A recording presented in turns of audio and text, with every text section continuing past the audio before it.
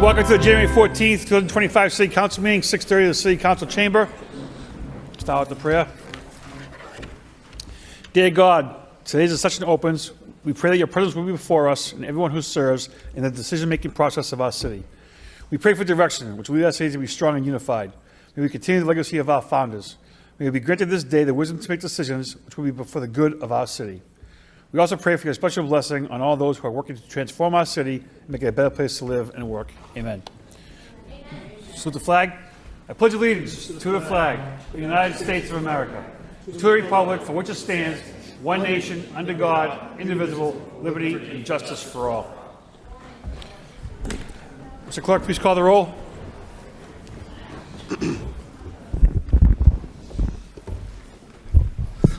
Councilor Chow. Councilor Dakota. Here. Councilor Gitchia. Here. Councilor Janess. Here. Councilor Mercier. Here. Councilor Noon. Here. Councilor Robinson. Here. Mayor Rourke. Here. Councilor Scott. Councilor Yem. Here. Councilor Belanger. Here. I'm present. Councilor Mercier. Thank you, Mr. Mayor. This evening I have two moments of silence. The first is for Norman L. Ayotte. I'd like to offer a moment of silence in Docking Chamber for Norman L. Ayotte, who is survived by his loving and supportive wife of 68 years, Lucille Ayotte. For much of his life, Norman worked at the Lowell Housing Authority, starting in the maintenance department and working his way up to executive director, a position he retired from after 40 years of service. During those years, he was actively involved in many community organizations, serving as chairman of Mahamas, the Lowell Choral Festival, and the Lowell Arts Council. He was also a member of the Lowell ZBA, Center for Lowell History, Performing Arts Subcommittee, Boarding House Park, Franco-American Day Committee, and Franco-American School Committee. As a proud Canadian, he worked hard to preserve his French language and culture, and in 1983, his efforts were recognized as he was named Franco-American of the Year, and rightfully so. He was also inducted in 1990 into the Greater Lowell Athletic Hall of Fame. Norman was a very gifted tenor who entertained many audiences over the years. He started performing as a child and continued until he was retiring in the 80s.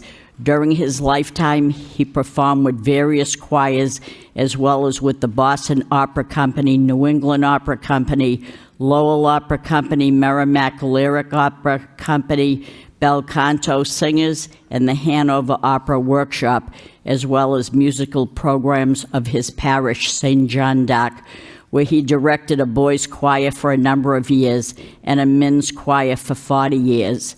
When St. John d'Arc Parish closed, he went on to serve as choir director at St. Joseph the Worker Shrine for 15 years. He founded and directed La Charrette, Orion, and Spindle City Singers.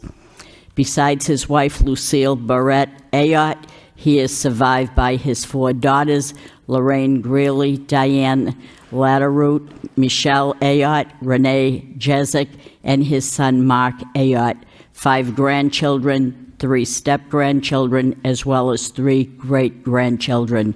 He was so wonderful to my husband and family. My heart and condolences go out to his family, relatives, and many friends. May he rest in peace.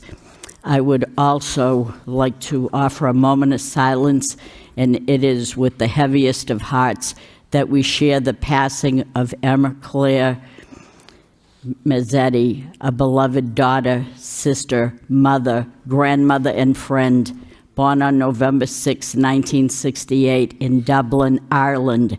Emma entered into eternal rest on January 11, 2025, following a tragic accident while walking on the lake near her home in Atkinson, New Hampshire. Emma grew up in Newton, Mass., surrounded by a large, loving family who cherished her vibrant spirit.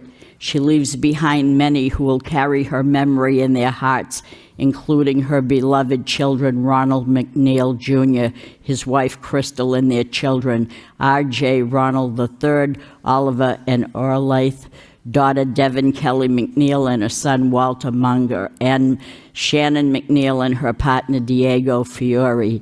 Emma was deeply devoted to her parents, who lovingly called their little princess the Smidgen and the Countess. She is also survived by her siblings, with whom she shared extraordinary close bonds. Countless cousins, nieces, nephews, neighbors join her family in mourning her loss of such a bright light. She also leaves her former husband, Ronald McNeil of Newton. Emma's love for her family knew no bounds. She was a devoted mother who poured her heart into raising her children, and she found renewed purpose and immense joy as Mimi, a role she embraced with pride as the dawning grandmother to her cherished grandchildren. Her adventurous spirit was infectious. She had an uncanny ability to persuade that everyone join her, whether it was kayaking, hiking, boating, and swimming. And when it came to dancing, resistance was futile. Emma was pulled you onto the floor and ensured that you had the time of your life. Emma's siblings recall their unique bond with her, sharing moments of silliness, deep conversation, and unwavering support. She was not only their sister, but also their confident therapist and best friend. Their closeness was a rare and treasured gift, and they are forever grateful for the time they shared with her. May you find the peace you have been searching for, Amir. Your family will honor and uphold all the sparkles you brought into this world. I could not stay another day to love, to laugh, to work, or play, and in my parting has left a void, then fill it with remembered joy. Thank you. May they all rest in peace. I'd also like to offer a moment of silence and darkened chamber to all the people who passed away since our last city council meeting. May they all rest in peace. Thank you. Hey, Councilor, clerk, please talk in the chambers.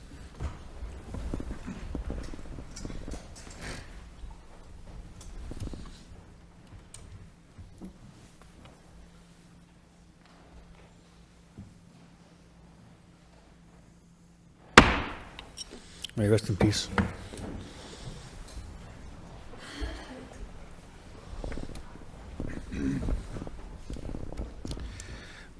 Move on to section 2.1, communication, mayor's business, communication and remote Zoom participation. Motion to accept the place on file by Council Belanger, second by Council Dakota. All those in favor say aye. Opposed, motion passes. Quickly, we'd like to take a moment to pass on an acknowledgement and congratulations. This evening, we have the 12U 2024 state champs, the Babe Ruth team that from Lowell that had a 17-6 record and that performed extremely well, did Lowell proud, and they took home the title. So I'd like to take a moment, boys, if you could stand up.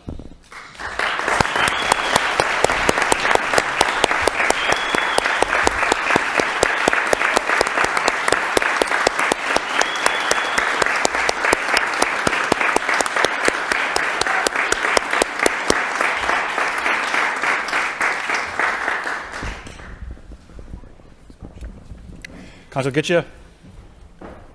Thank you, Mr. Mayor. If we could have one of the coaches come up and speak, if they would, on behalf of the 12U team.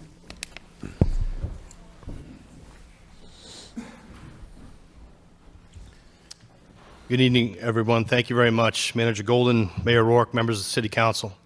Not here anymore, but the members of the state delegation, Vanna Howard, Tara Hong, Rodney Elliott, and Senator Edward Kennedy also sent their express wishes of congratulations and joy, and we thank you very much for sharing this moment with us.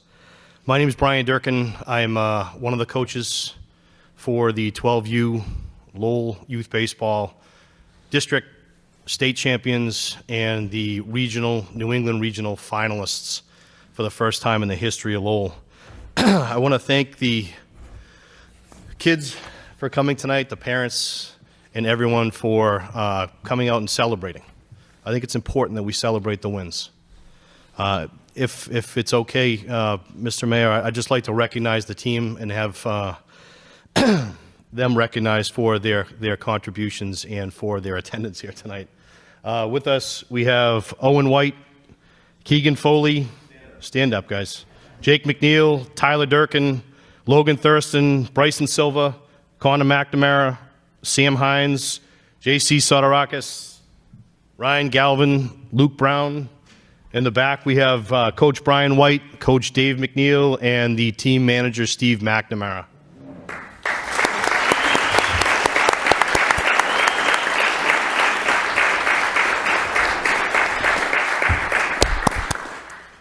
Mr. Mayor, this accomplishment has never been achieved before in the City of Lowell's history at the 12U level. It's a credit to the players, the coaches, their families, Lowell Youth Baseball and Softball, and most importantly, their parents. Without this, none of this happens. You've entrusted us with their children and given us an opportunity to help mold them as players, teammates, and more importantly, people. Proud residents of the City of Lowell. I can attest after coaching these kids now for the past couple years, and I know I speak on behalf of my fellow coaches, that there's just no finer group. They care about each other, they support each other, they grind together in a way that when I think about it just brings a smile to my face. They are truly a team. They represent Lowell and everything you wish it could embody. Lowell Youth Baseball and Softball, since merging all of the parks in the city, have accomplished something special, and they've set a new expectation, which we share with this council and this members of the administration, is an expectation of excellence. In the past 3 years, we have 3 state titles at different levels. This past year at the 8U, 9U, and 11U, we have district champions. We have state runner-ups at the 10U level. And the 11U level, we have tournament of champions, base state champions, which is Lowell came out on top of 40-plus teams across the Merrimack Valley and beyond, competing day in and day out, representing the city proudly. And then our own 12U team won the District 2 championship, the state championship, and the New England we came in second, but these boys battled. They battled hard. They represented Lowell well. They represented their families well. And I can tell you for sure they represented Lowell Youth Baseball well. Lowell Baseball is not alone. The 12U women's softball team for the past 3 summers is undefeated. There is a rise. There's momentum. And it's something to be very proud of, that the city of Lowell came together and took individual parks, became a collective, and is going out there and dominating the way that we hoped it would. And I apologize, Solicitor Williams, being from Westford. We apologize, but we know that you can share the sentiment that it's unbelievable to watch these kids come out and battle and watch these kids represent who and everything we want them to be. Just in closing, it's amazing to see what can be accomplished when we work together as a city. We see on a daily basis here in the City Hall and across the city how you can work collectively to make Lowell a better place for everyone.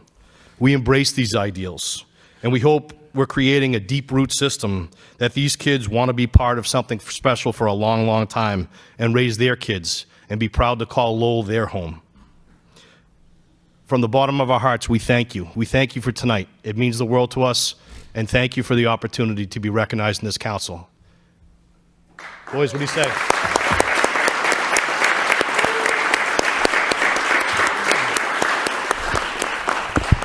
Boys, what do you say? Thank you very much. We appreciate it. No problem. How's it good? Thank you, Mr. Mayor. There's nothing that brings our city more pride than seeing these young kids wear Lowell across their shirts. But I think the best part is the name on their backs. So take pride in that. Thank your parents, your grandparents, and all your friends for the support they gave you.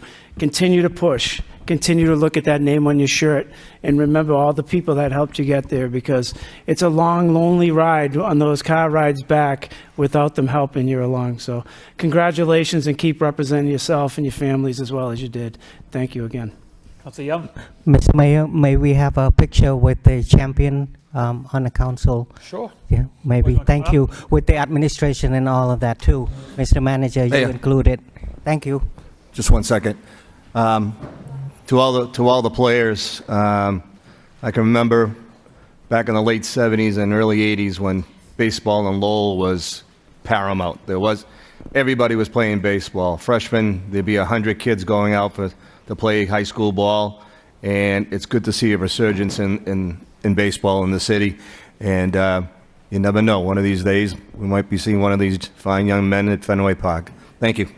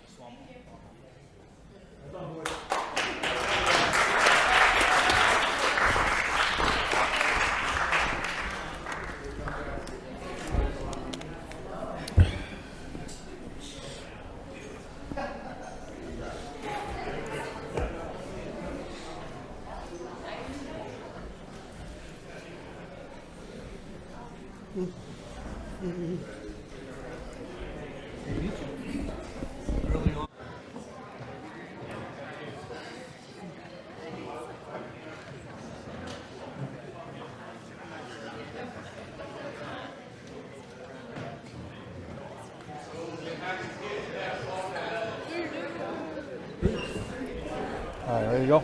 Yeah. Moving on, 3, City Clerk, 3.1, minutes of the Nonprofit Organization Subcommittee, January 7th. City Council regular meeting, January 7th for acceptance. Motion to accept the place on file by Councilor Gitchell, second by Councilor Janess. All in favor say aye. Opposed, motion passes. We have a motion on the floor by Councilor Yam to take 6.1 out of order, seconded by Councilor Robinson. All in favor say aye. Opposed, motion passes. 6.1, a vote from the city manager to accept a gift of $1,000 from Enterprise Bank to the Lowell Police Department. I'm going to waive the full reading and the second reading by title. Authorizing the city manager on behalf of the city of Lowell to accept a gift from Enterprise Bank of $1,000 for use by the Lowell Police Department in support of engagement in education activities in the LGBTQ community. You have some speakers that want to be acknowledged, and please come up and talk. Ma'am?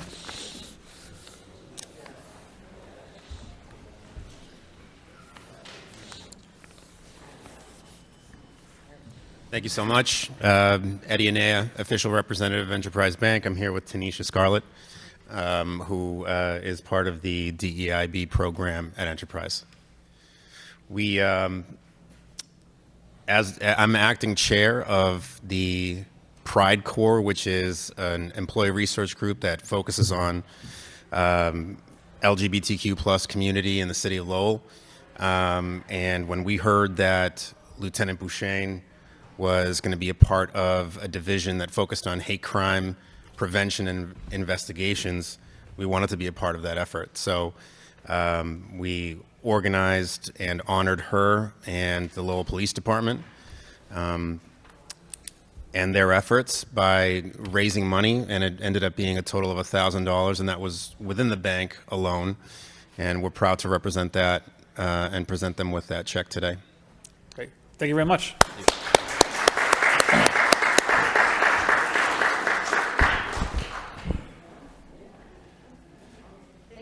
Well, yeah, okay. Don't go yet. Got to take a roll call. So motion by Councilor Robinson, second by Councilor Noon. Mr. Clerk, roll call. Counsel Chow, Counsel Dakota, Yes. Counsel Getchia, Yes. Counsel Janess. Yes. Counsel Mercier. Yes. Counsel Noon. Yes. Counsel Robinson. Yes. Mayor Rourke. Yes. Counsel Scott, Counsel Yem. Yes. Counsel Belanger. Yes. 9 years. You can thank the lieutenant for getting you out here early because she has to get back to work. So if that, you guys have been here for about another couple hours. So on the way out, you can thank her. So yeah, have a great night. Thank you. Yeah, Council, get you go ahead. Do you want to do 6-2 while we're at it? 6-2. Yes. 6-2. Accept and expend $15,000 Middlesex Community College Cultural District Grant. Not Mass Community College. Geez, Mass Cultural Council. Sorry. Waive the full reading and second reading by title. Authorize the city manager on behalf of the city of Lowell to accept and expend a cultural district grant in a total amount of $15,000 from the Commonwealth of Massachusetts via the Massachusetts Cultural Council. Motion by Councilor Janess, second by Councilor Noon. Roll call, Mr. Clerk. Counsel Chow, Counsel Dakota, Yes. Counsel Getchia. Yes. Yes. Counsel Janess. Yes. Counsel Mercier. Yes. Counsel Noon. Yes. Counsel Robinson. Yes. Mayor Rourke. Yes. Counsel Scott, Counsel Yem. Yes. Counsel Belanger. Yes. 9 years. Section 4, City Council motions. 4.1, Councilor Noon requests city manager to provide city council with a report concerning efforts being made within the Lowell Fire Police Departments to recruit more minority firefighter officers.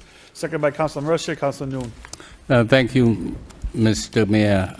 I realize that a difficulty in terms of, the growing recruitment challenge throughout the state, right? It's difficult to recruit the next generation of law enforcement officers and all that. So report is really asking the manager work with the police department to see what effort being made to attract and retain officers, and particularly the minority officers. If you look at population of Lowell, 22% of Lowell population is Asian American. And in 2023, 7% of police officers are Asian American, and 18% Hispanic and or Latino. So that number really does not reflect the population that we serve.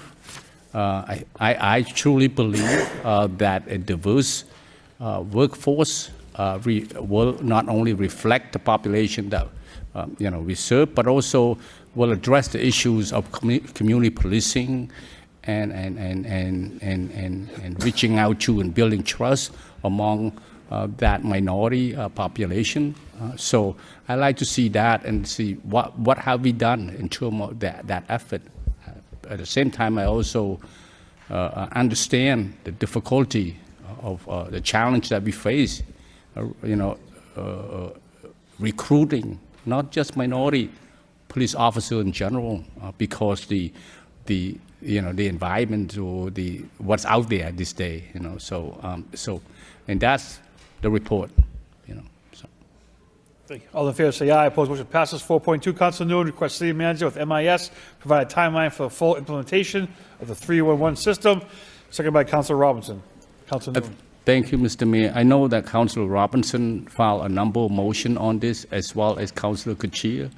Even back in March of last year, it's long overdue. I know that we've been working with vendor. I just want to know when we're going to get a full rollout on 311 service, because 42 positions that we created that came out of ARPA, at least 6 of those positions are going to MIS. So if you're telling me that you're short of staffing, something wrong here.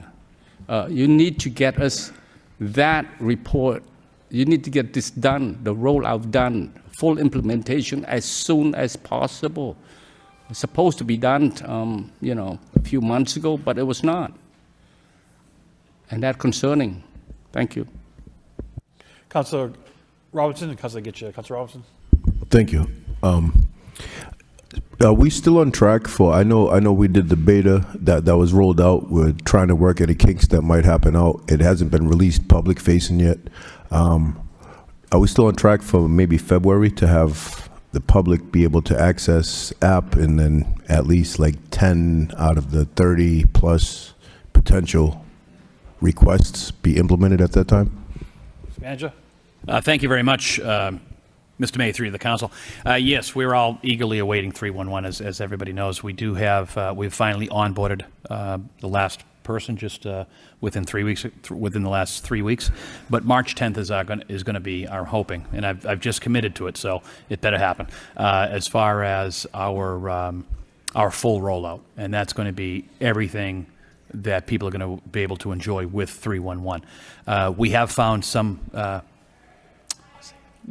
issues with implementation. So I'm very happy that, and I want to say thank you very much to all the councilors who have participated in what we've referred to as that beta testing to ensure that it is going to the right people. But it's, just to be clear, within 311, although it's similar to what we're doing, it's much, much better.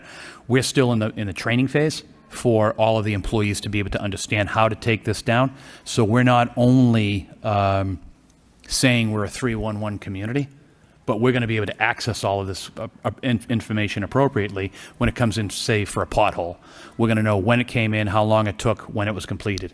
I think what is going to be the most powerful piece about this 311, and we're excited about it, is the analytics that it's going to provide for us to see where we've been weak and where we can strengthen our opportunities to make sure that the residents throughout the city of Lowell have a better experience. So, yes, this has taken some time. MIS has been working hard, but March 10th was the date I was just given to by Mr. Machado, so we're going to hold him to that date to make sure that happens. So we're pretty excited about it. But I have to truly say thank you to the councilors who have been participating with this this rollout. It really has helped. It's helped MIS. It's helped us to understand where some of the bugs. Councilor Janess, I'm looking towards you, to be honest with you. some of the technical jargon isn't exactly where it should be. But and I thank all of you for doing that, and thank you for your patience. Councilor Newman, did you get the email that was sent out a couple weeks ago about the 311 and the I beta? didn't. We can share.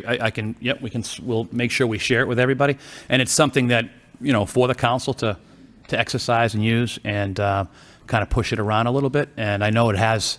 Some of you have used it because we've appreciated the feedback. Before it goes to the public, we wanted to try to I say beta test, and that is not the right terminology, Councilor. I apologize, but that's the terminology I would use. Councilor Robinson? Thank you. So I know currently that the testing phase of it, there's only like 3 things that are allowed. Do you think you'll at least maybe a week before we roll it out to the public, full feature, let the council test it? Because then that way, I mean, I think that's a real good exercise to work out some of the bugs. I mean, if we're talking potholes to traffic lights to missed trash pickups, we field those complaints and calls. So I mean, maybe a week or 2 with the council trying that first to really iron out any of the bugs before we go forward public facing. Mr. Manager? Thank you, Mr. Mayor, through to the council. Councils, as the forms become available, we will make those available to the councils, and we'll make sure you know that. So with the next update, we could be as high as 13 forms? 13 forms. Okay. So the next update, which we'll make sure we share with every councilor, I apologize if you didn't receive it in the email, but there'll be 13 forms, so it just won't be the 3 that we originally started. There'll be 10 more added to that, and would appreciate the council feedback. And this isn't our constituents are wondering, this isn't about holding this information back. This is making sure that when we go live with it, it's been tested, and some of the best testers are right here. So in front of us, we want to make sure everybody has this knowledge and how it's going to operate and work, and especially, quite frankly, from the end user. We want to make sure that our team knows exactly what's happening. It's not as simple as you just would think it is. It's a little bit more challenging on I guess what we'd call the back side of the house. And will it be a downloadable app at that point? Okay, excellent. That downloadable app should be, excuse me, Mr. May, 3 to the council. That should be available on the 10th. The downloadable app, that's correct. And that's going to be the click point you can tag it. There's a whole bunch of, I'm going way over my skis right now on this particular piece, but I've seen it operate. It's pretty. Thank you very much. Pretty good. All those in favor say aye. Opposed, motion passes. 4.3, Council Noon. Request city manager update the city council on the construction at the Westford and Stedman Street intersection. Seconded by Council Dakota. Council Noon. Thank you, Mr. Mayor. And you mentioned Councilor Dakota and Councilor Kachia, actually, also. I filed these motions a while back thereafter, Councilor Kachia and Councilor Dakota. It will be good to have, and I'm sure a lot of people travel that intersection, past that intersection, like myself, has faced a lot of challenge. And this is something coming with the new traffic light install, with the improved pedestrian, with ADA accessibility at this intersection will be a great thing. I'd like to know what is the timeline for that. My understanding is that the last time that it's going to begin construction in the fall of 2024, and to be completed sometime in the fall of 2025. So a timeline on that will certainly be helpful, and so that have it on, so that the resident will know expected when to start and when it's complete. Also, will be helpful as well that as the construction is going on, what are we doing to mitigating some of those challenges in this intersection? Certainly helpful as well. Council Getcha. Thank you, Mayor Rourke. The last report we had on that, and I've spoken to the traffic engineer, who I thank immensely for getting this rolling, was fall of 24. They were going to start the bidding process and start getting everything out, the engineering wise, and then they were waiting for the purchase of the property or the taking of the corner there to make it work. And then they were going to start in late spring, early summer, and it would be completed. So, yeah, fall of 25. So I think the confusion may be that the bidding process started in the fall, and they're going to do that. I don't know that, I believe it's still on time because I had spoken to the traffic engineer, so I don't know if you want another report or you don't, but it just came down to that. Thank you. All in favor say aye. Opposed, motion passes. We have a motion by Councilor Dakota, seconded by Councilor Getcha, to take 5.2 out of order communication to appointment of new members to various boards and commissions. All in favor say aye. Opposed, motion passes. We have two this evening. We have Lucia Walker to the Planning Board and Valeria Parra to the Affordable Housing Trust Fund Board of Trustees. Confirmation by the council is required. So again, motion by Councilor Getcha, second by Councilor Dakota. Was a correct roll call?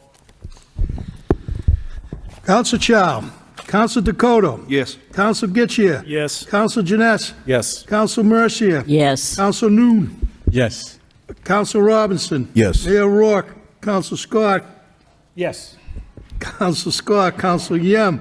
Yes. Council Belanger. Yes. 9 yeas. Yeah. Ms. Walker? Now, if I let Rick talk, we'll be here until midnight, right? That's why you're here, so I'll be much faster, yes. That's true.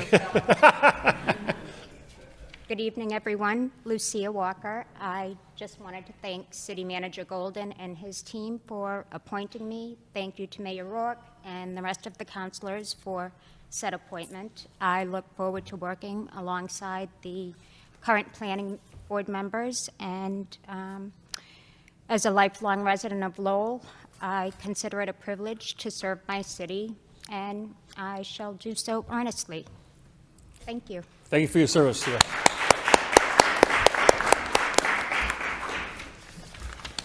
All right, turning to the motions, we have 4.4 by Councilor Noon. Request city manager reach out to members of Congress, including Congresswoman Lori Trahan, to advance federal support to provide for the city's homeless population. Second by Councilor Janess. Councilor Noon. Thank you, Mr. Mayor. We, as a city, like many others, particularly in the Merrimack area, we actually get we are the front line of the homelessness crisis. And, the scale of the problem, we cannot do it alone. We really do rely on our partner, and as well as the state and the federal government for help. That's why we filed the motion and asking Congresswoman to advocating for federal support, to provide city homeless population and the organization that deal with it.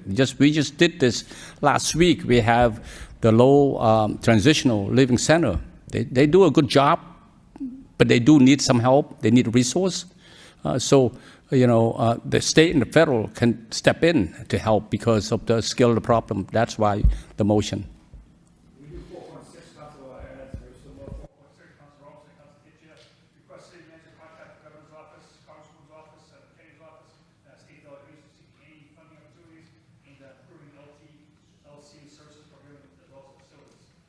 Council Robinson. Thank you. Again, as my colleague Councilor Noon brought up in the previous motion, see, ours was specifically tailored to LTLC, and it came on the backs of the nonprofit subcommittee meeting with Isaiah from LTLC. And we were having a conversation, and I commented how the manager, his administration, Ms. Fitzpatrick, Lisa Golden, everyone's commenting how, the days of yesteryear are gone over there. They're very responsive. I was thanking them for the clean team that they assembled. They explained the occupational training that they offer some of their residents, where they get a 2 weeks training. Upon completion of the training, $1,000 pay, and they go and do weatherization, I believe it is, in homes. And so I think that's great, especially we have the Catherine Moses, who we had a great conversation with earlier. And so, I think they're doing a lot of great things over there that don't get publicized enough. But one thing that was loud and clear that Isaiah expressed to us is they could use additional help. It's an old building. They have a plethora of needs for upgrades and improvements. To bolster their occupational training and services, just you name it, whether it's bedding, whether it's sanitary product, all those kind of things have expenses, as we're all aware.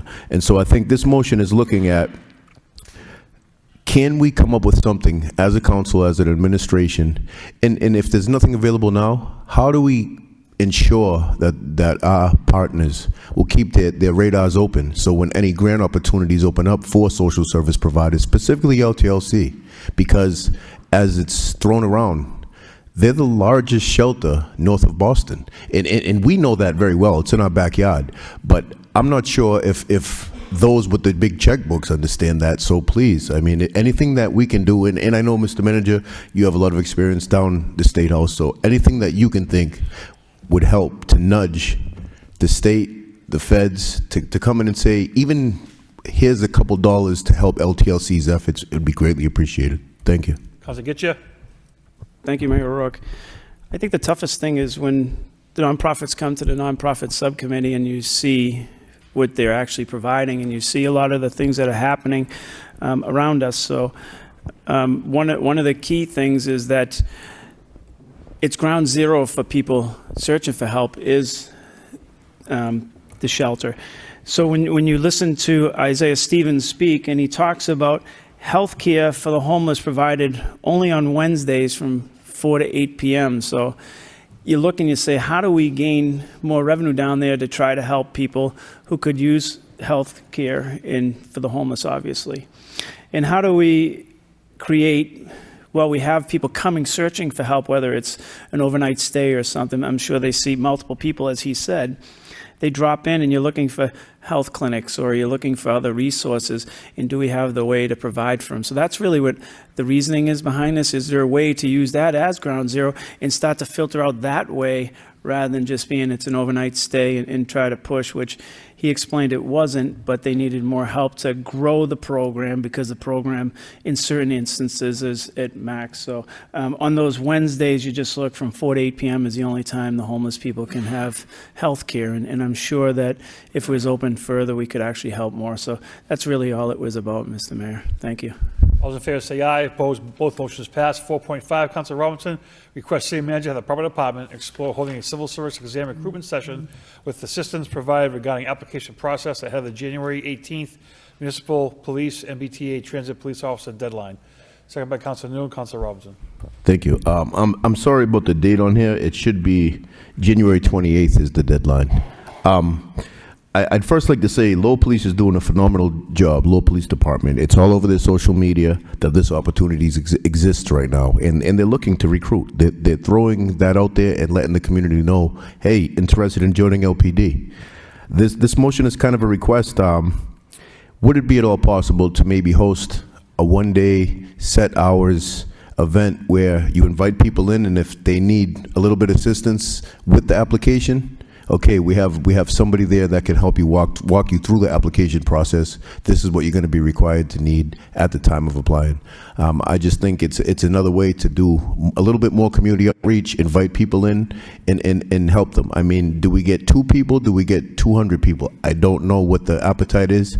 I think anything we can try to do to extend that extra invitation to people goes a long way, because that's one of the occupations that we see repeatedly. It's tough to recruit for across the board. Thank you. All those in favor, Council Noon, go ahead. Thank you, Mr. Mayor. I know that previous superintendent have done it. They, host a civil service exam session, sort of helping those who want to take the test and kind of like give them direction. They did it at Middlesex Community College. Also, I want to urge the superintendent to do a broader outreach to organizations. Like, I know that you have it on, our the police website, but do a broader outreach to, say, CBA, CTI, CMAA, MCC, even the City of Lowell Career Center, and Lowell, and the church in the temple. There may be people there that know somebody, and so that broad outreach may be helping to get more people coming into this session of how to apply for it and how to take that test, so to speak, just to help them along. Thank you. All in favor, say aye. Opposed, motion passes. 4.7, Council Getchia, request City Manager update the City Council on the maintenance plan for the Aiken Street Bridge. Second by Council Janess. Council Getchia. Thank you, Mayor Rourke. Back in September 27th of 2022, we had a report from City Engineer Chang about the condition of the bridge, and it said there's no maintenance plan in place for the bridge. Engineering department recommends hiring an on-call bridge structural consultant to assist with bridge maintenance plan, provided recommendation for any necessary repair for the bridge within the city. Consultant will also assist with any structural issues related to the culverts or ramps. With an on-call consultant on board, city will be able to respond and address any emergency situation in a more rapid manner. Engineering department would request $200,000 annual to allocate for these on-call services. At that time, that was almost 2.5 years ago. And when you look at that bridge today, it has deteriorated a lot more since then. And, back then it said the latest bridge inspection report was provided by Mass DOT, which indicated the decking was in good condition, with the exception of the wearing surface, which is in rating of 4 in poor condition. And that was 2 years ago, so 2.5 years ago. Mr. Mayor, it's going to cause worse and worse structural damage if we don't get to that as soon as we can. So I'm just hoping that we can start working on these things, or there's a plan in place from 2.5 years ago. So if that's the reason for the motion. Thank you. All those in favor say aye. Opposed, motion passes. 4.8, Council Getchia, request City Manager update the City Council with change orders for the high school project and contingency account remaining. Seconded by Council Janess. Council Getchia. Mr. Mayor, I apologize to you. I should have reached out and had your name on this also, because this was what our motion said. Maybe 3 years ago, we were looking for this, and we said, could you please provide us with the change orders, because they were rapid. And I think in this instance today, as we see so many of the issues going on over there, I would love to see where our change orders are at. I'd like to see some of the conditions in it and be updated with those, and also the contingency, as we asked for reports as they came on. But if that could be provided to us, thank you. Council Belanger. Thank you very much, Mr. Mayor. I do appreciate the motion. It's been approximately 6 months since we've had our last update with the high schools on the financial grounds anyhow. And that being said, we're about the same time into the 1922 building. And if there's going to be change orders, this is where they're going to be. So I do appreciate the motion, and I think from here on in, it should be more so on a quarterly basis, more frequent as, again, entering the 1922 building. So look forward to the report. Thank you very much, Mr. Mayor. We do have monthly school building committee meetings, the mayor's reception room too, so. That's a good All those in favor resource. say aye. Yes, thank you. Opposed, motion passes. 4.9, Councilor Getchia requests city manager provide the city council with a report on all training/professional development attended by city maintenance staff, lands and buildings over the last 5 years, courses taken, employees, and dates. Seconded by Councilor Robinson. Councilor Getchia. Motion speaks for itself. Just a quick question. We're not going to put any like personal names in that, right? Just like as a grouping? Just as long as we know employee X took this or employee Y, it doesn't have to have a name, but as long as we have individually break it down into, or HVAC employee took, whatever way. I'm just very concerned on some of the like HVAC units. How are we going to keep up with the future that's going on, in some of those things, that's all. And what's the plans going forward? Thank All you. those in favor say aye. Opposed, motion passes. 410, Councilor Getchia requests city manager draft a letter to Secretary Augustus in opposition of waiving the cost of water and sewer tie-in costs and pass the costs on to the taxpayers. Seconded by Councilor Robinson. Councilor Getchia. Thank you, Mayor Rourke. This is concerning to me. I got shared a letter that was sent to Secretary Augustus from Representative Patrick Carney, and it said, I am writing to respectfully request that the Executive Office of Housing and Livability Communities include provisions in the upcoming regulations regarding accessory dwelling units that prohibit municipalities from charging water and sewer hookup fees for ADUs.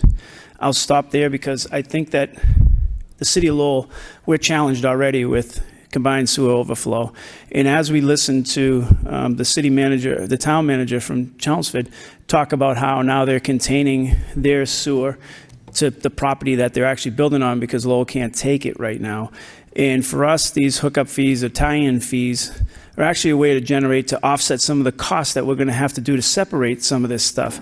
So it's extremely concerning to me that we're going to build up a city, as we're going to tonight again take a vote on shrinking lot sizes down to create more housing, which we want to all do. But there has to be tie-in fees for the infrastructure that's going underneath these roads. And we all know, we've all been in meetings where we've seen the costs that are rising for sewer separation and how there's consent decrees coming our way that are forcing us to spend today's dollars. So this is disheartening to see how the state is now trying to take over the funding sources for municipalities, cities and towns, which is, if Plymouth, fine, do it in Plymouth. If Plymouth works, it works for you. But the city of Lowell, we get, affordable housing and everything else. There's not a lot of disposable income to start trying to put these infrastructure back together that's been neglected for 100 years before you were there. So I would ask that we could try to get this put together and sent out before Friday, because I believe they're due by Friday, and get it sent over there. And I would ask that the council would support this. This has nothing to do with ADUs versus building. It's just an infrastructure cost to our municipal government that we should capture and not pass on to the other ratepayers. We already went up 12% in water, 12% in sewer. And if there's any cost that needs to be it needs to be shared to the people who are putting the demand on. So if you could do that for us and the board supports it, I would thank you. Councilor Robinson. Thank you, and I thank my colleague for bringing this forward. Centerville's very familiar with gray water, and the numbers associated with this combined sewer overflow project are going to be astronomical. I know we've had plenty of discussions about that. To see something in addition of proposed housing, a component of proposed housing coming online in February, I believe, with the ADUs. I don't think it's the time to have conversations around waiving any fees when it comes to that, especially a gateway city like Lowell with aging infrastructure, as was mentioned already, and with an unfunded mandate pretty much to get in line with the EPA with a sewer overflow and separation problems.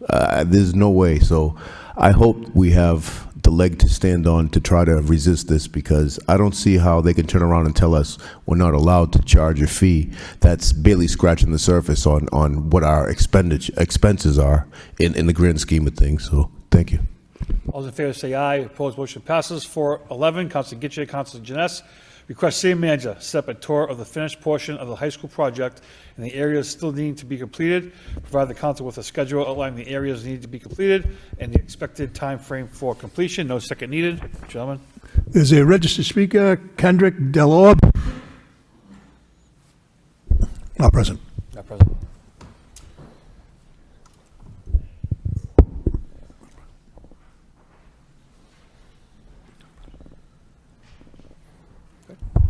Either one, yeah. Thank you, Mr. Mayor. This just basically highlights we should all take a walk through and see the progress done, see how it's making out in the high school, and see what the scheduling is going forward. Are there push-offs to the schedule that are happening currently? Are there change orders that are happening currently? Can we just see this build? And that's really what this is about, because at the end of the day, we heard a lot of back and forth just recently on the high school, and I think it's good to put eyes and ears on it for all of us so that we can say we saw it, we went through it in a coordinated effort. Council Janess. Thank you, Mr. Mayor. I agree with Councilor Gitcher. I think that, we've all talked a lot about this project, and this is probably the most important project going on in the city right now. And I think with some of the discussions we've had recently, it's better for us to have more eyes on this project and just understand where we're at, so we can better understand and manage this going forward. Thank you. Council Mercia. Thank you, Mr. Mayor. I'd also like to add my 2 eyes, but of course, a lot of us work. So if it could be like on a Saturday, so people can be, all of us will have a chance to be there, that'd be nice, because I'm curious too. I'd like to see it. Thank you. Council Belanger. Thank you, Mr. Mayor. I do appreciate the motion. We had several issues that were raised last week that this council discussed, and I've been informed over the weekend from faculty members that there's been some serious progress made on those deficiencies, if you will, which I was very pleased to hear. But still, I know I'm going back to see it, and I think it's a great idea that we all do it collectively. I think we should even include the High School Building Authority, include that, and showcase what, there's a lot of good going on there too. It's a beautiful state-of-the-art facility that will serve our youth for decades to come. And there's more good going on there than there is bad, no doubt. So I do look forward to a tour, and I think it should be conveyed to probably the school committee as well, and the high school building committee too. I think it's appropriate. Thank you, Mr. Mayor. Council Dakota. Thank you, Mr. Mayor. To you, to the city manager. Do we have a completion date for the project? What was it again? The completion date. Overall? What is the completion date for the project? Yeah, August 26th. August the 26th. We're on schedule, correct? Mr. Manager? Yeah. One finger came up, so I'll wait for the reply. Thank you very much, Mr. Mayor, through to the council. Currently, right now, we're at August 2026. We are having a meeting, I'm hoping by next week, with what I would say the 3 owners of the companies and the organizations to bring them in.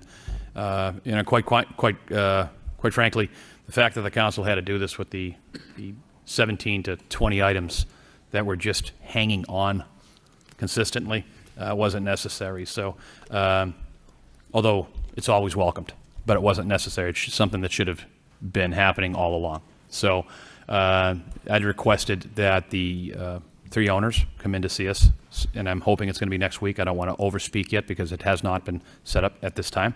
But everybody is very clear as to what the conversation is going to be happening. I have talked to everybody individually, but I would like them all in the room at the same time to all work accordingly and appropriately together, where these items that we've known about for some time are dealt with in a more timely fashion, in a more timely manner. So to the council, I apologize. Of course, this is well within your purview, but these are things that shouldn't have happened. They should be working diligently together and not need to be pushed to get that accomplished. So in one half, I say thank you very much to the council for putting the appropriate pressure on to make sure that this stuff is completed. But in the second hand, we'll be having that further discussion with the organizations to say how important this is. I can tell you that we've had individual conversations. Everybody understands maybe the communication issue that might have happened between the crew of people that are getting this done. But we're looking to make sure that the August timeframe of 2026, that we hit that timeframe, and if not, we need to know now as opposed to later. We've had setbacks in a building that is this large, but we need to stay ahead of that. So thank you all, and I hope that kind of answers your question, Counselor, in regards to the, Appreciate it. Thank we'll you. hold on to that. Councilor Janes? Thank you, Mr. Mayor. I've mentioned this before, but I just wanted to reiterate a request that several residents have come to me with, which is, once the project is done, can we have an open house day where everybody in the community can come and see what we've built? This is going to be paid for by many of the taxpayers for many, many years. And, once we get all the kids in there and get everything up and running, it's obviously very difficult to have people come in and see it. So if we have the time to have an open house day, even if it's just a few hours, where people can come in and see what it looks like on the inside, I know that residents would appreciate it. I still remember when the big dig was complete, they let people come in and walk in the tunnel. And I went with my family and we walked through, and I still remember that experience. And high school is way more interesting than a tunnel. So I think that the people of Lowell will appreciate being able to see the inside of the school. So if we can set that up, that'd be great. September 26th it is. Councilor Gitcher, go ahead. Mr. Mayor, if we could just keep the group that we're going to walk through contained to just the council, because last time we went through, we had a lot of people. The group was down there, we were over here, we were trying to all keep up with each other, and it just was, and I think Assistant City Manager Machado and yourself would agree that sometimes it just gets too many to dial in, that many people in one oversight. So if we could just keep it to the council, it would be good. Yeah. Mr. Machado, good. Thank you, Mr. Mayor. Yeah, I can send something out. We'll pick a Saturday and do a walkthrough on a Saturday. Yeah, and if we can just bring in, maybe the OPM with us, or someone to take the walk with us, the OPM and maybe the construction manager, so we can look and say, okay, what's that? Because I'm sure some of these councilors want to ask questions at the same time. The hard part is that, like last week, you have somebody hear from them and they say the city knew of all of these issues. We didn't know. We were like caught off guard that the city knew that these issues were there. We had no idea, at least I can speak for myself, and it looks like other colleagues here are shaking their head like we didn't know. So if we can get better communication on issues at the same time going forward that you guys are aware of, so we can say to people, yes, they're aware of it, we know where we're going in the direction. Thank you. All those in favor say aye. Opposed, motion passes. 4.12, Councilor Mercia requests city manager have the proper department correct and eliminate the mold growing in the Lowell Police Department holding cell ceilings. Second by Councilor Noon. Councilor Mercia. Thank you, Mr. Mayor. I recently became aware of the significant amount of black mold coming out of the ceiling vents over the holding cells at the Lowell Police Department. I need this situation addressed for the safety of the people who work there, being the police, civilians, and detainees. This is not a condition to work in. So for the safety and health, I present this motion and ask for a timely correction of this problem. I also asked Michael Gary, of course, the city clerk tried very diligently to put the pictures that I had, and they didn't seem to come out right. Sorry about that. But I have texted each of my colleagues 7 pictures for all to see and see what I know is happening there. So if we could refer this to the proper department, thank you. All those in favor say aye. Oh, sorry, Mr. Machado, go ahead. Thank you, Mr. Mayor. I do know that Saturday they're replacing a pipe that's leaking. There's a large copper pipe that needs to be replaced near the eye wash station, and that's scheduled to be done Saturday. Are they going to clean out the vents and stuff? Yeah, the That vents was and the horrible. ducts are all going to get cleaned. I don't mean to throw anybody under the bus, but I mean, that's horrible. Thank you. Councilor Kitchia. Mr. Mayor, could I ask the chief a question while he's here about down there? Through you, through the manager. Chief.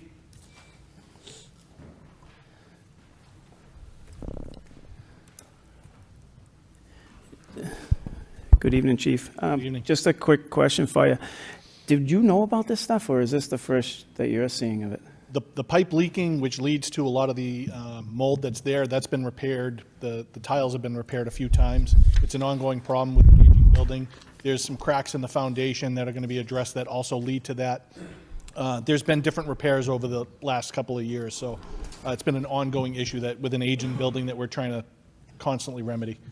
No, I mean, I work in an aging building, and once we see this stuff, we don't let it go on. But you can see it's coming out of the ductwork in some of the pictures. That's what, it's not an aging pipe. A pipe wouldn't do that quick. But I'm just wondering, has somebody put in work request, or is it something that just is spawned from Council Mercier?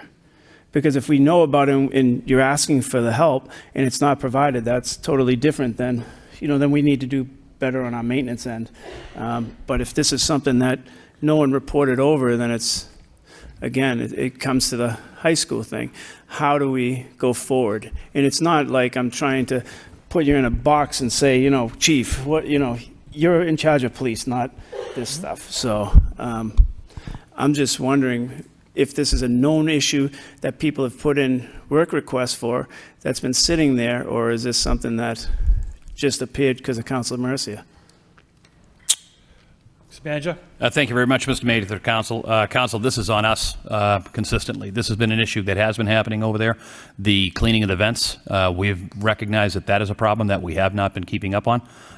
So this is something from a maintenance side that we've all discussed about moving forward in the future on maintenance, such as HVAC, cleaning out the HVAC. So, but to what the chief is talking about, that issue has been one of those thorns, thorn in the side as far as the leaking going on with that eye washing station, which has caused some of that problem, not all of that problem. The rest of it's on our side of the maintenance side.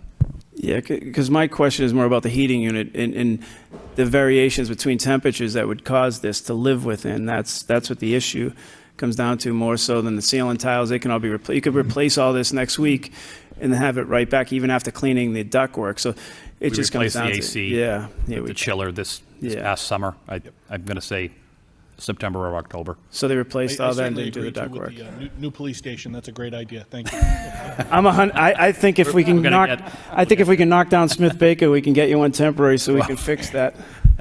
But All in thank you. favor, say aye. Opposed, motion passes. 4.13, Council Belanger, request city manager update council regarding handicap ramp access at the Bartlett School. Second by Council Dakota. Council Belanger. Thank you very much, Mr. Mayor. This was brought to my attention from the Disability Commission, which held the meeting on January 9th, and kind of troubling.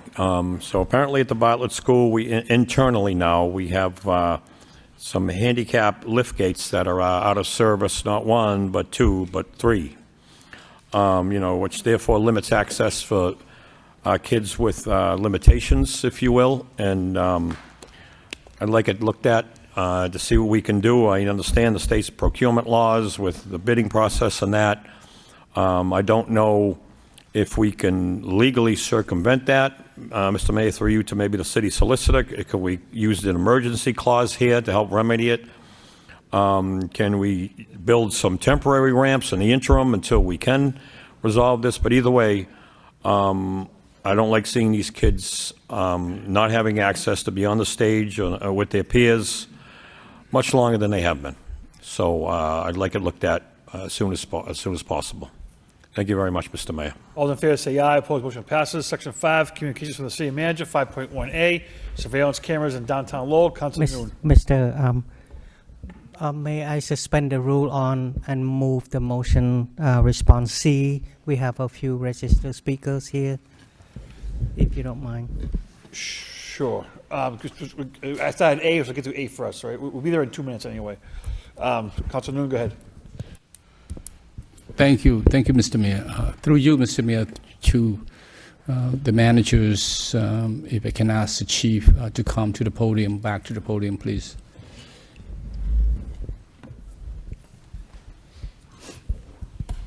Chief, thank you, Chief. Chief, like you, I do agree that the additional camera is an important tool for public safety, and it's important for the police in terms of investigation of crime and alike. I know that having the cameras installed, there's costs associated with it, but also costs on ongoing maintenance as well. So your department has been good in terms of going after grant and funding from state and federal. Are we able to secure those recommended 10 new camera now? That's something that we're going to discuss with the city's finance team. That's not in our budget right now. Okay. This particular vendor we have been working with in the past. Okay. We have several, approximately 12 cameras right now that are funded under a grant. Right. That was unfortunately a one-year grant. So again, we're going to have to tie all these cameras and their requests to an upcoming budget conversation and see if we can include it in next year's budget.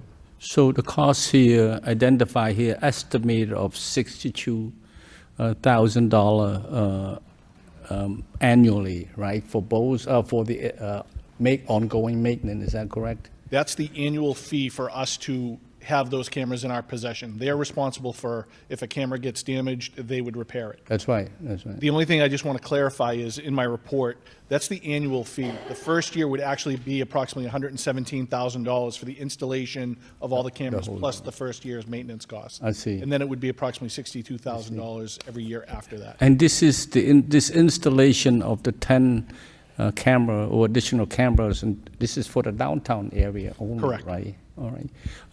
When will we, can you give us an update when communication with the CFO is securing some funding for it? I'd love to put Austin on the spot right now and say, open the checkbook, but yeah, we can certainly do that. Right. Well, so as soon as you can, I mean, when you can come back to us on that report. sir. Thanks so much. Mr. Manager? Thank you very much, Mr. Mayor, through the council. One of the other challenges, Councilor, is not just the financial, and I think this is something that's very worthy to look at, but it's the buildings, which buildings we can go on to, which buildings we cannot. We don't own them in the downtown.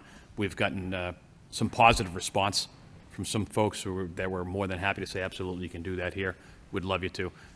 So there's a lot going on with this, but it's on our radar screen to ensure that this is happening. But I want to assure everybody that we do have cameras in the downtown area, and of the cameras that we do have that are not ours, I just want to make sure that the chief's always been very lucky to get any information that we need from people who are willing partners, if you would, to make sure that if anything is going on in and around that area that we need to know, that we can access that stuff. This is something that I believe we need to be doing on our own as opposed to relying on private sector. So. Thank you. Councilor Robinson? Thank you. I'm sorry, but can I just ask the chief? I wanted to find out about the cameras I see. It came up in a conversation with the neighborhood group meeting. The cameras that we see over, say, at Jay's Food Store area, first, are you finding those helpful? Is you and your team finding those provide what you need them to provide? Extremely. Okay. How many of those do we currently have? 2. I know that came up again in conversation, that's something I think we need to have a conversation on, increasing the amount of those units available for the department, maybe the next budget cycle if possible, maybe expanding to 4, because I did hear the same kind of sentiment that those are pretty valuable tools in specialized locations that you need them for.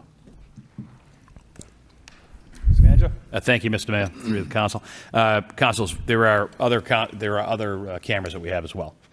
The larger pieces are more mobile, so we could look at it, increasing that by another number. But I just want to let other folks know that we do have others that are out there that are.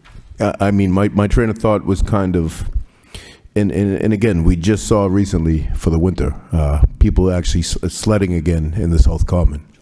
Once the nice weather breaks, I think, if we're seeing positive results with those cameras as well, Summer Street area, Jay's Food Store area, all of the troublesome areas within that general vicinity, I mean, if we only have 2, that kind of spreads them thin, but if we could look at maybe increasing an additional unit or 2, I think that might help.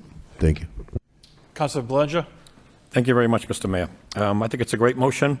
Councilor Mercier and I had a similar motion in the fall to install cameras as well as LED motion-activated lighting as well. So I think some better lighting might be something that we can incorporate with this. And I would think that the property owners, if city officials reach out to property owners, they would have an interest in putting cameras on their building. I don't see otherwise. So what we need to do is some outreach here.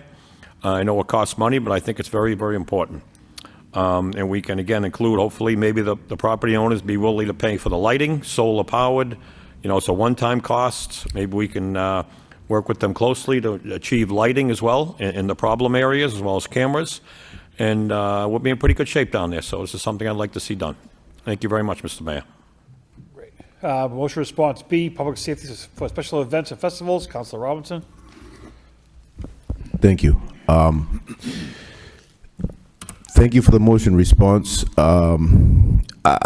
So first let me say, I worked in Lowell 15 years. I used to do a lot of setup for all the different festivals. And I have to say, Lowell has been remarkably good the entire time at making it taking a safety first approach with any gathering, any festivals. We don't use the bollard system. I was asked that, like the tragedy that happened down south. That's not something Lowell practices. We ensure we have the cement jersey barriers. We use the heavy equipment. I used to think as an employee, wow, we go above and beyond in a lot of these areas. And then when you start looking at the larger festivals like the Folk Fest and stuff like that, that's a whole different level. I would see people that I've never seen in my life walking around doing security checks multiple times a day, and then you don't see them again. So that's a whole different level. But this motion is kind of, and maybe there isn't anything, but I remember conversations at last year's Folk Festival where, with the addition to the nuisance of drones and things like that, is there anything that the city should be looking to outfit our police with for those kind of nuisances? Because that is kind of a new thing that's starting to surface. And I know I did hear there was technology that some law enforcement organizations are starting to utilize for that too, to stop over festivals. I don't know, but any of those kind of recommendations, that's why I put this forward. With budget season coming, I thought it was a good time to have the ability for you and your team to sit down, have the conversation, and any recommendations come back. Councilor Getcha. Through you to the chief, I want to commend you because I watched a fight down there at one of your events, and within seconds, there were 2 white vans pulled up, people jumped out, broke it up. There were people in areas that I won't report in the public, but I felt extremely safe. And I can tell you that their response time was seconds from when the kids started their aggressiveness towards people and they started going at it with each other. So whatever you're doing, I'm very, very happy to see. We were walking down there and within seconds. So please thank your staff and whoever was in. I didn't know the people, but they came out pretty quick into the crowd. So thank you again. Councilor Janess. Thank you, Mr. Mayor. I too just wanted to say thank you because I think that Lowell does an excellent job with security for these big events, which are really a cornerstone of our community, of our economic development strategy, of so much that we do here. And it doesn't happen if they aren't safe. And that's not to say there aren't issues, because there's always going to be issues when you have that many people in one space. But I think you, your team, and the rest of the city staff that work these events do a fantastic job of keeping them friendly, welcoming, community events that people feel comfortable coming to and really enjoy. And so a large part of that is the safety strategy and the folks who work that. So thank you, because without your team, without the rest of the city staff that do it, these events just wouldn't happen. They wouldn't be the same. They wouldn't have the impact that they have. So thank you. Thank you, Chief. Motion response C, Smith Baker Structural Assessment. Councilors Yum and Dakota. Councilor Yum. We have registered speaker. I'd like to let them speak first, Mr. Mayor, if you don't mind. Mr. Clerk. Carol Kierstead.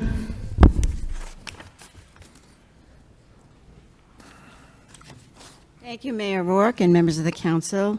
I hope you don't mind if I read my statement. I want to keep it short. My name is Carol Kierstead. I live at 1 Butler Drive in Lowell.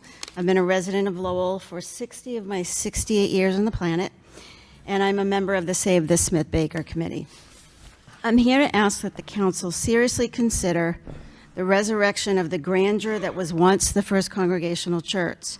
It's unfortunate that this glorious building, a nationally registered historic building, part of the City Hall Historic District, has been sitting vacant since 2003. My dad, who passed away this year at age 96, grew up in the church, attended with his family, and he sang in the choir, until the church merged with the Elliott Presbyterian Church in 1955, where his family and then our family became members. As an adult, my dad sang with the Lowell Opera Company and performed many times in the beautiful, acoustically grand sanctuary at the Smith Baker Center.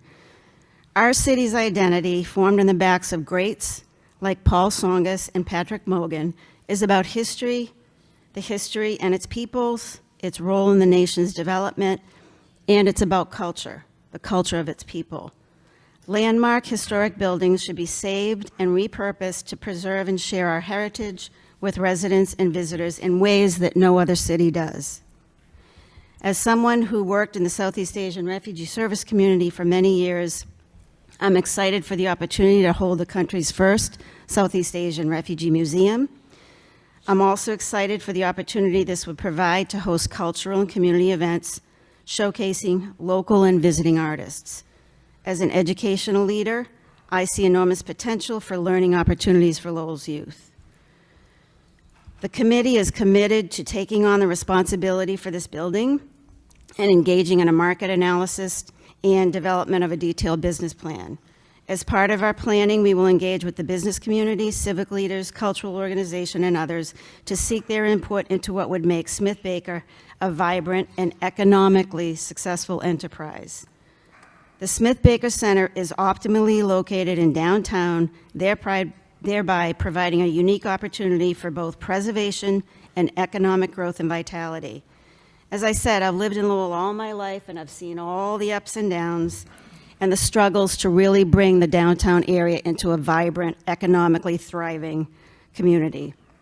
The Smith Baker provides the optimal opportunity to be bold and visionary in preserving one of Lowell's architectural gems while creating a vital economic and cultural resource for Lowell's current and future residents, and one that will attract visitors to the city. Finally, I understand the urgent and critical need for additional and affordable housing in our city. As a member of Elliott Church, I know this all too well. This site is not optimal for housing. This site should not be used for housing. There are myriad affordable housing projects underway. The Smith Baker is better positioned to serve as a vital resource for residents of the city and as a boon in the efforts to revitalize downtown. Thank you for your time. Brad McGowan.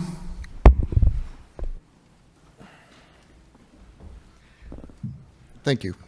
First of all, I want to be clear that Save Smith Baker is not looking for any money from the city. We are taking full responsibility for that. We will pursue, and we are currently pursuing, federal, state, private grants, tax credits, and donations.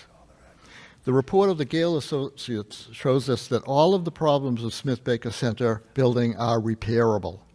Most importantly, the foundation is strong and solid. I love Lowell history. I have spent years digitizing historic documents, doing research, creating websites, and editing and writing articles for the Lowell Historical Society's newsletter, in addition to other related projects. And I care about Lowell's present and future as well.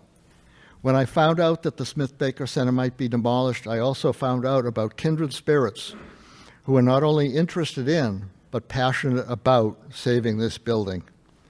Our group's discussion brought out ideas about the many benefits that this building could provide for the city. I'll name a few.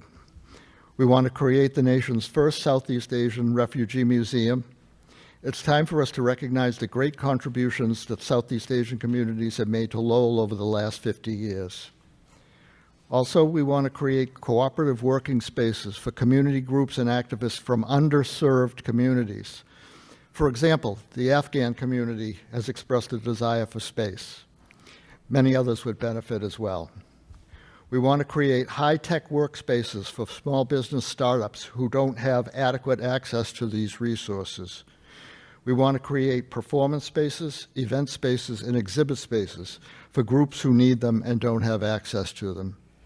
This is all in addition to other potential resources based on assessments of community needs. There is no good reason to demolish the Smith-Baker Center at this time. The foundation is strong. All the problems are repairable.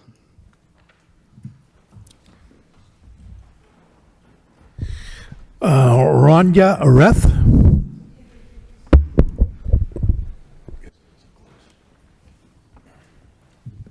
Good evening. My name is Randina Rath, and I am 21 years old and currently living on Liberty Street. So the Save Smith Baker's team has recruited me through when I was an MCC student.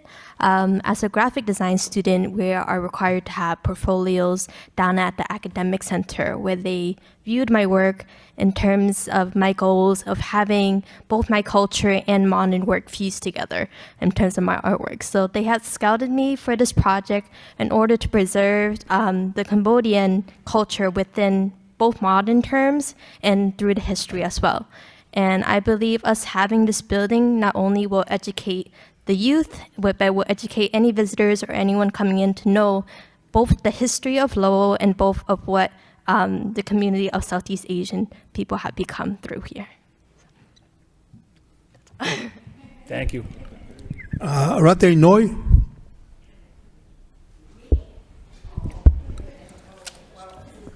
I didn't know I was going to be speaking, but I just want to share my ideas a little bit. I have been a long-time resident in Lowell for a very, very long time, and I was inspired by my niece to, have passion towards artwork, and also, so she introduced me to the Smith Bakers, and then I thought that I feel very sad because something that is historical, that's been in for a very long time, I don't want it to be demolished. Knowing the fact that something that was has created history for a very long time, and it has to go to be demolished to create something that I know that I know a lot of people feel as though affordable housing is very critical, but I think preserving the historical is more vital importance in the city of Lowell, and let's also promote a center for learning in the future for many new generation down the road. Thank you. Thank you very much. Thank you. That's it. Councilor Yam. Thank you, Mr. Mayor, and I just want to thank the speakers who came tonight. First of all, I also want to thank manager and his team providing such a detailed report on the Smith Baker. As expected, the damage caused by water, elements, and vegetation due to lack of maintenance for the past 20 years. The report answered Councillor Mercier's question last week that there's a foundation safe, and the report seemed to say the foundation is that made of a of claymatory frame and corner is all in good conditions. The Smith Baker to me is a jewel, a diamond in the rough, designed by the same architectural firm of Merrill and Cutler, who designed the City Hall as well, located in the historical district. Smith Baker was also registered as a nationally historical site in 1975. I see Smith Baker as a three-leg stool that coincide, exists along with the City of Lowell and Pollard Library. Preserving, renovating Smith Baker Center will enhance Lowell historical significance to our city and the Merrimack corridor connecting UMass Lowell to the end and the Merrimack River to the west. It will also complement the development that takes shape along the Merrimack Street westward, and making it make it a Newberry Street of the City of Lowell. It helps enhance the experience of visitor to Lowell, including thousands of parents from all around the country and the world who bring their children on the first day of college to UMass Lowell at UMass Crossing. The City of Lowell do not have to take on the task of renovating Smith Baker Center because there is a group who call themselves Smith Baker Preservation Corp., a 501c3, consists of various members, young and old, as you can see tonight, with diverse background who want to purchase the building, restore it, and turn it into Southeast Asian Refugees Museum, performance, teaching, and practice space, co-working space for startup, civic engagement hubs, share use kitchen, and office space for local businesses. I see the unique opportunity for the city to work with Smith Baker Preservation Corp. to showcase the city of Lowell global frontrunner on urban SDGs that was described 2 weeks ago to the council in the fact sheet number 6, revitalization of historical neighborhood. The city does not have to deal with renovating Smith Baker Center by giving to a group like Smith Baker Preservation Corp. The city has enough problem to deal with, including the new high school that we heard of the problem that we need to correct. It is hard to get a community participation in any large-scale planning. And here we have a Smith Baker Preservation Group with members who are willing and able to participate to preserve and restore a historical building next door to the City Hall. I admire their commitment and their dedication to work on something that will benefit generations to come. I'm blown away. People call me I'm a blow-in, and then I said, yeah, that's fine. And I'm in awe of historical building that the City of Lowell has, and I want to see them preserve and restore. I live in an old home, 130 years old home, and I love the beautiful woodwork and stained glass with 2 inches thick of pocket doors, and I loved it. Even sometimes it's drafty in the wintertime, but the charm of the old building and old home is phenomenal. So I urge the city and my colleagues to save Smith Baker Center. Thank you for your time. And just a clarification, Councilor, it has to go to the RFP. We can't give it. It has to go through I understand the process, Mr. May. Yes. Yeah. Councilor Dakota. Thank you, Mr. Mayor. I'd like to first thank Ms. Baez-Rose for her report. And I also took the time with a nap in between, and I read this whole Gale Associates report. I'm now a full-time engineer, so I understand this. I don't think my colleagues would be surprised with this report. It's pretty much everything that we thought it was going to be. The structure has done its job. It's now time to retire.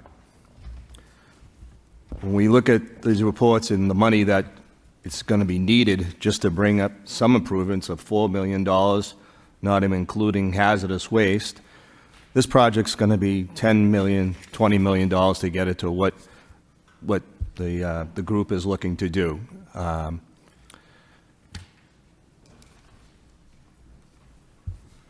From the time I ran for office to now, I still hear on the streets, we need more housing, we need more housing, we need more housing. And guess what? This is a perfect opportunity to do that. I mean no disrespect to the Southeastern population about having a museum there, but what takes priority at this point, and I believe it's housing over a museum. The report, I think I counted probably 50 times it said poor condition.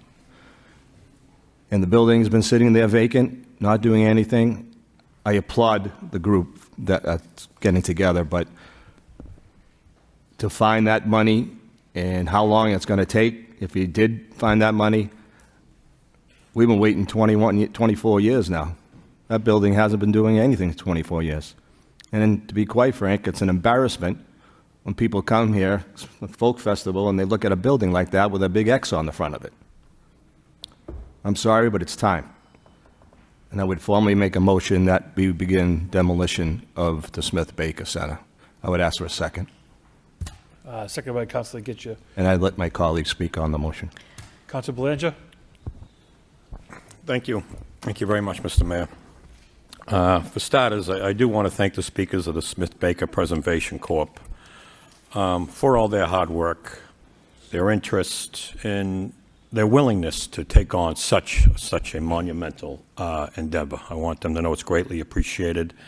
And I know they, like us, like the residents of the city, value and cherish, hold dearly our infrastructure, and especially one with such historic significance as the Smith Baker, as I won't elaborate as it's common knowledge. But we all know the vast history of it, but since 2003, as Councilor Dakota stated, it's been vacant.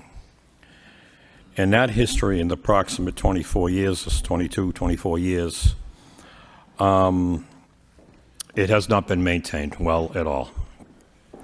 This report shows some serious deficiencies on a historic building. And when you get into restoring a building like this with historic significance, that cost goes up considerably. Now, I know my colleagues, few of the speakers, said about the structural integrity, but I beg to differ. And, I read this whole report, word for word, sentence for sentence. I wanted to get all the information I could before, even thinking about a decision with the impact of this building. Now, in my opinion, there is no way that we can say with absolute certainty that this building maintains a structural integrity in the event we want to rehab it. Now, and I'll give you my reasons. Basically, 2 sentences. The majority of the building structurally components were covered by decorative finishes. Therefore, Gale, the company that did the evaluation, anticipates there will be additional location of structural degradation that were not observed during Gale's evaluation. Right there, translation, millions of dollars. Right there, just that alone. We have to consider the times we're in, and construction costs are astronomical. And I love the intended use, and thank you for all their work. Absolutely, I would love to see that. I know my colleagues would love to see that. And that's not the case. But we've been down this road before. We've had a local nonprofit right here in the acre, which is the largest developer, had possession of it for 2, 3, 4 years with the same vision, could not obtain financing, not even close. And it's unfortunate. It's not that it wasn't the lack of effort. That's not what I'm talking about here. And since then, that was pre-COVID. So we're really up against it here, and it's heartbreaking. But there's been too many motions over the years, too much discussion, and I don't think structurally. Again, I'm not an engineer, but just what I read scares me. Not to mention the windows, the sashes, the window, the roof leaking. It's exposed as we speak. We've got Jersey barriers on the side of the thing blocking off parking and sidewalks in the event the bricks fall off. So, unless we have a developer with upwards of 7, 8, 10 million ready to go, sure, I'd absolutely consider that. But to RFP it once again with all interest, and I'm sure they'll all be good, all the visions will be great. But to sit there and wait until they acquire funding, what's going to happen now?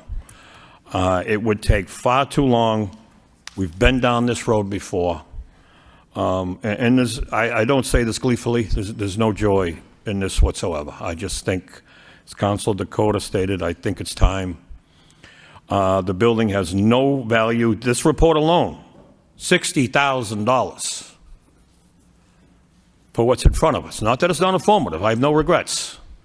But it told us, confirmed, I should say, everything we need to know.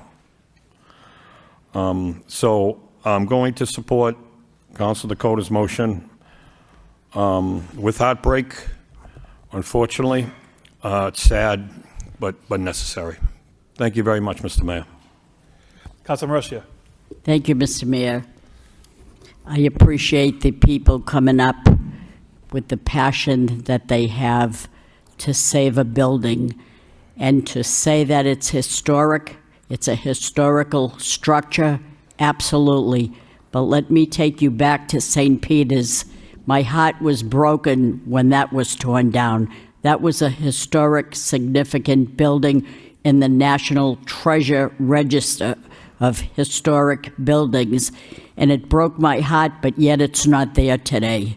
So I know where you're coming from, and I do understand that. And I read this report, and I want to say, Giovanni, this Gale Associates did a tremendous, tremendous job with this 23-page and then some that are not numbered.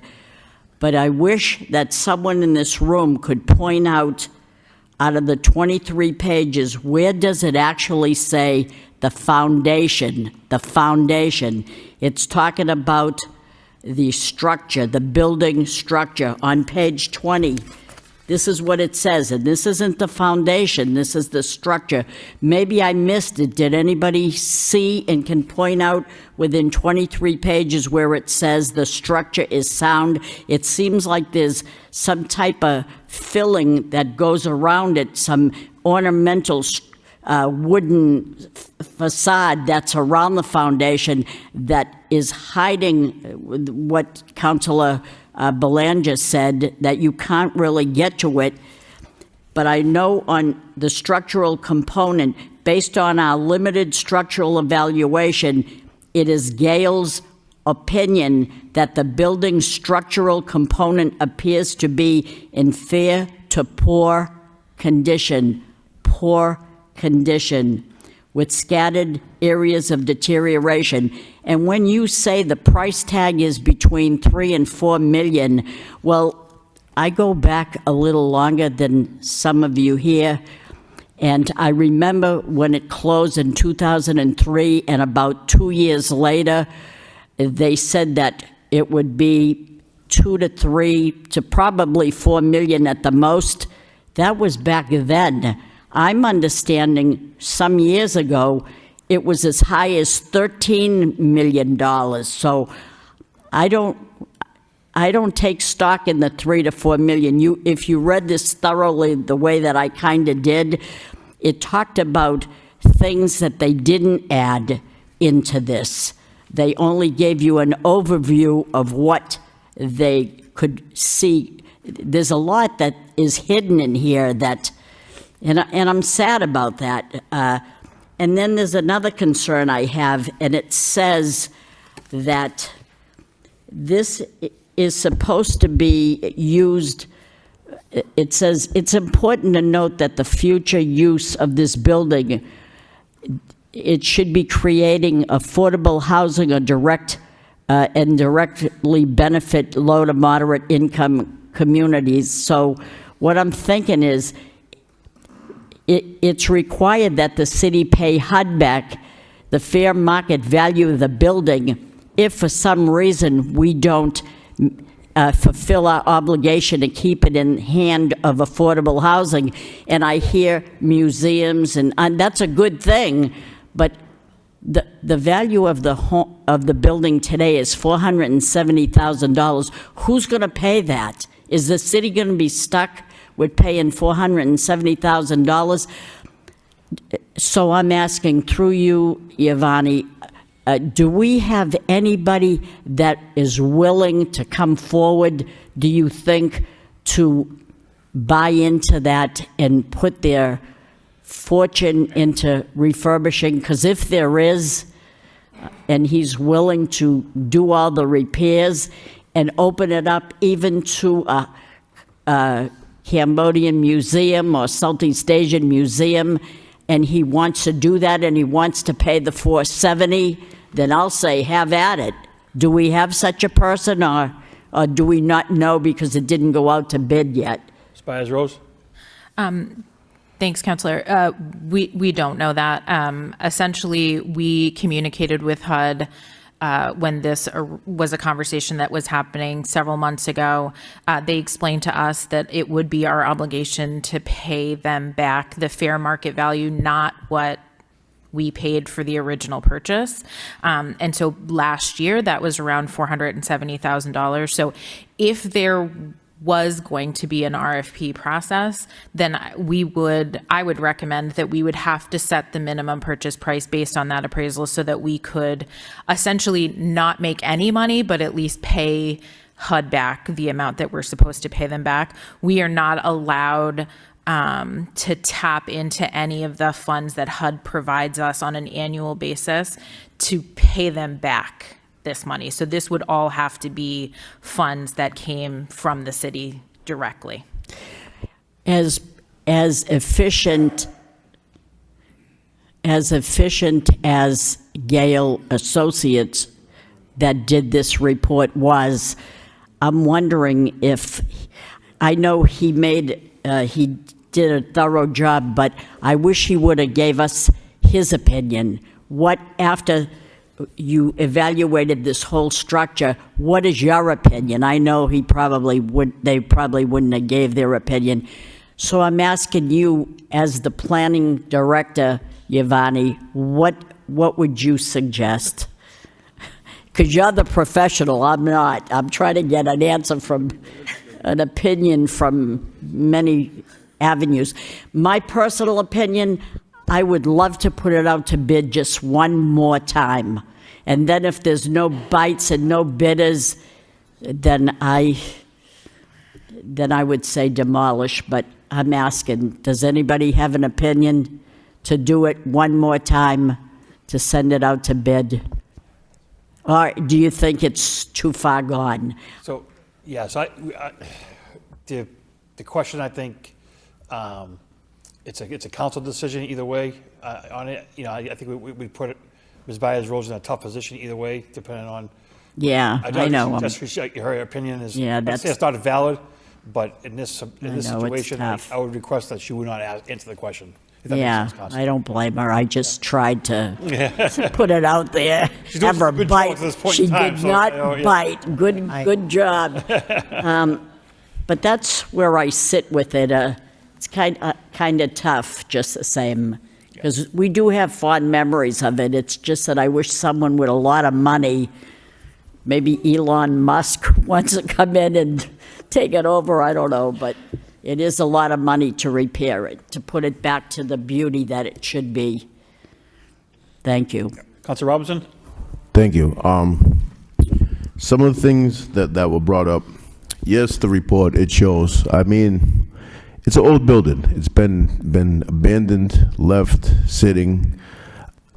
One of the things in the report, though, it does say structural components. I mean, but it is a limited evaluation, too, because they didn't have access to everything. It wasn't really a forensic evaluation, but it does say that, in Gail's opinion, the building's structural components appear to be in fair to poor condition. I mean, have we ever gone out with a RFP with a report such as this tied to the RFP, as well as at least expressing what the city is willing to offer for tips, ties, or any of that as a package?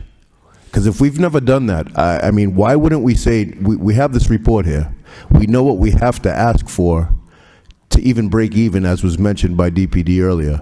Why wouldn't we put together a 60-day RFP max with this report and whatever we're comfortable giving for tips or ties on this property? And if we don't get any bites at that point, then we know what the next step is. It's demolished.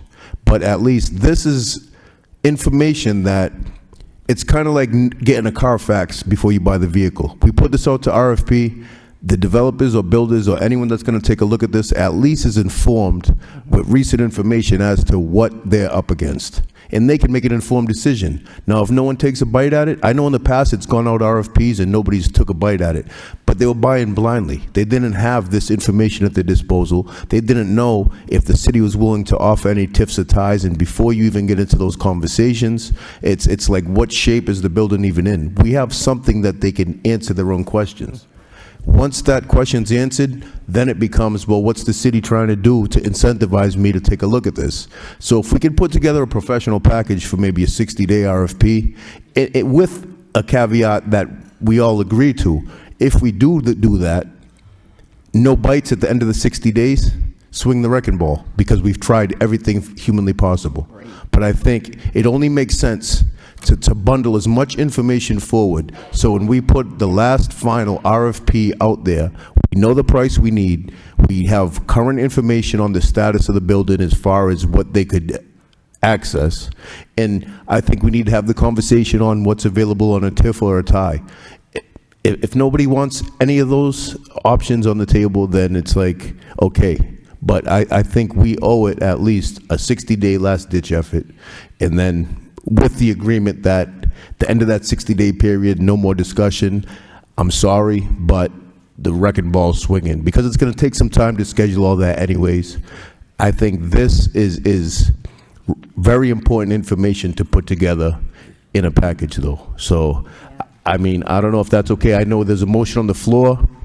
I don't know how we go about addressing that. I second that. The motion on the floor was to move to demolish. Do we need to take a vote on that first? Yes. Because I'd like to make a subsequent motion. And I'll second his motion. We gotta do this motion first. Right, I Everybody speak on it, understand. Then we'll get to that if it fails. Correct, yes. Sure, that's right. I'll say, Counselor. I'd like to, if that motion does not pass. We can get, you gotta deal with this one first. I can go back to you. Okay, thank you. Counselor, get you. Thank you, Mayor Rourke. Any minute now, I'm waiting for Toto to come out of here from Fantasy Island. Since 2003, the building's been over there. Where are the people for this RFP? Nowhere. They've known about this, we've been talking about 2.5 years. There is nobody in here that's an engineer except for me.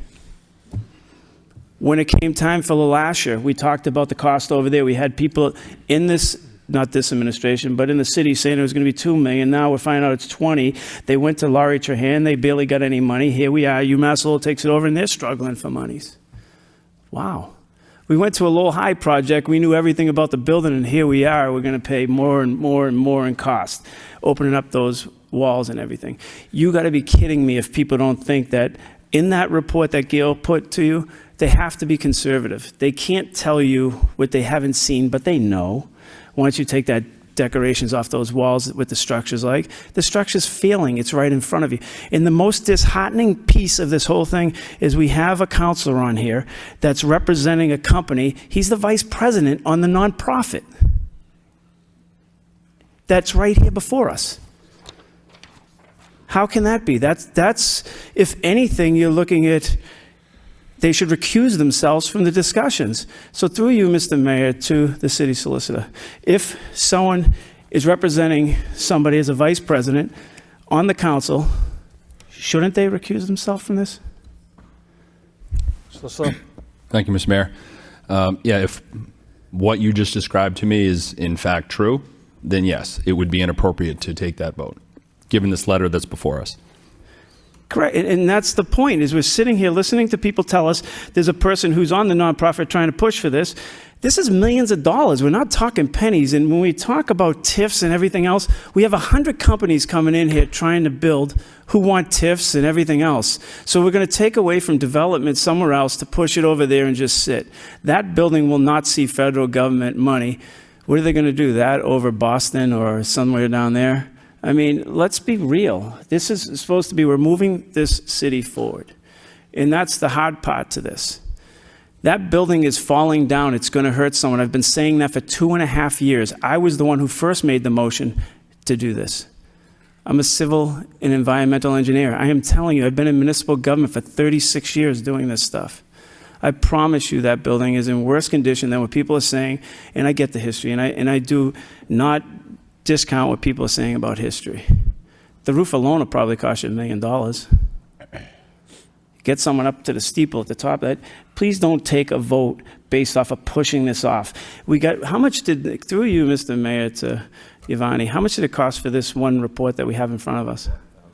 We spent $40,000, $40,680. And now they want $30,000 more to tell you how to put a netting up that we should have taken the building down by now. We asked them to provide us a price proposal to design a netting structure, essentially.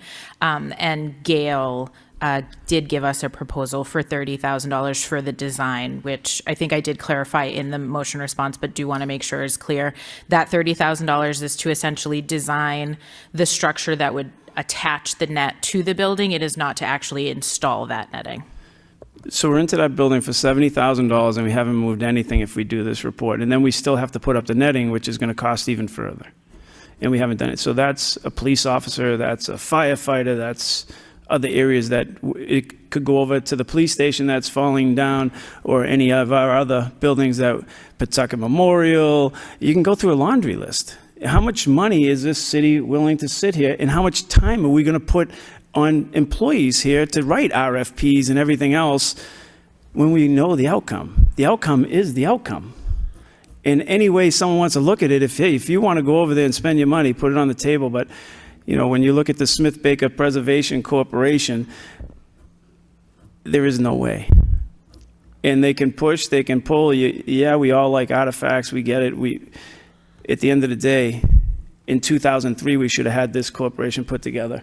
As Council Mercier outlined, we were basically giving the place away at that point. And we looked at the numbers back then. Those numbers are going to be probably 3 times right now. We're not even talking COVID money in this yet, how much the economy has gone up. You build small buildings. We were a 30 by 36 building and $1.1 million in government money. And that's not taking something apart and renovating. We've talked about renovations. We've went through this. I just think that this group, it would be insane not to just say, hey, look, you know what? We have to move. We just have to do it. And I get I'm losing votes, and I get whatever people want to say, but at the end of the day, people need to be protected over there. And that's not a good situation right now. So when you look at Gail's report, if you read it as Council Belanger read out loud, yeah, we looked at it, but fear to poor. And I would agree with Council Belanger and Council Mercier, it's poor. And when you start looking at it, we told you when the drone went up there what was going to happen. So I 100% agree with the move to demolish. Councilor Janess? Thank you, Mr. Mayor. I just have a couple of quick questions for the administration. First one is when did we last issue an RFP on this building? Spires Rose? I can't remember off the top of my head. I'm going to guess 17 or 18. Yeah, something like that. It was, we had put an RFP out and had a deal, a tentative deal with the Coalition for a Better Acre. Mm-hmm. We were not able to come to an agreement with them on that. The city wanted them to move on a timeline that they couldn't meet, so they walked away from the project. After that, there was another RFP put out where there were no respondents. Okay. Was that one done within the last 5 years? I think it was closer to 2018, 2017, okay. 2018. All right. So this report, for me, tells me there's a lot of issues with this building. And the $4 million doesn't get this building to a state where it's usable. It's simply keeping it from falling apart further. It's my understanding, right? Am I interpreting that correctly? Yeah, the $4 million is essentially the roof repair work, some of the repair work to the flooring for the Celestri level. And then depending on which sort of like window option, it could be more or less than that. But there would still be significant internal sort of just like water repair and damage, flooring replacement. In addition, the building doesn't have like functioning heat and cooling and HVAC and any utilities at this point, in addition to the fact that there's also hazardous materials that would need to be abated in the building as well. So yes, I would say that even the dollar amount that Gail gave us does not actually open the front doors and make it a functioning, usable space right now. Right, okay. It just keeps it from continuing to fall apart for some indeterminate amount of time. And then the last question I had was, if we do demolish the building, are we then on the hook for that fair market value payment to HUD? If it doesn't go to affordable housing. Okay, so it depends on what ends up being at that site. Anything except for affordable housing, you got paid, 474 is what it was last time. Right, You have to, again, right. put out another assessment too. Okay. So if we knocked it down and we built affordable housing, we don't owe HUD that money? Correct. Okay. It's tied to the property, not the building, was my question. Okay. As much as I would love to restore this building, and I think that the goals of the Save Smith Baker Group are extremely noble and are extremely wonderful. It would be a fantastic use of that space, and I think we would all love to see that. But realistically, the money it's going to take to get there, I don't see how that works, unfortunately. I'm intrigued by the thought of one last Hail Mary RFP, but if we're going to do that, for me, that RFP would have to include, at a minimum, this $4 million commitment. Because if someone just buys the building or takes the building for less than that, it's going to get worse, and it's going to fall apart, and it's going to hurt somebody, as Councilor Gitcher said. I don't think the likelihood of that succeeding is very high at all. But I'm not sure whether we should take that shot or not. So I'm interested to hear what the rest of my colleagues think on this. Thank you. Councilor Noon. Thank you, Mr. Mayor. So, Mr. Mayor, through you to Assistant City Manager Giovanni Baez Rose. Back in 2018, when CBA more or less have negotiated and tried to acquire this building, was an assessment of the building done as is now with Gill Associate? We had done, there was a general building assessment done back then. The city had, I can't remember the name of the company right now, had hired them to do an assessment on a number of city properties. It was more superficial than this assessment by Gale. So this is the most detailed information that we've, I think, ever frankly had on the building since we took ownership of it. Right, the report that we're getting, I appreciate the report because it's a very detailed report. I agree with my colleague with regard to the serious damages, serious, a lot of serious things that need to be fixed and really deteriorated beyond, almost beyond repair. I also appreciated, the historical nature of it, and that want to preserve it and make it this the first Southeast Asian refugees museum, maybe in the New England area. Would love that. Would love to see that. Just the report, as Councillor Jeanette indicated, you would need at least $2 to $4 million up front to just at least just do some touch up and make it, livable, so to speak, but not what needed to fully renovate this beautiful and an amazing building.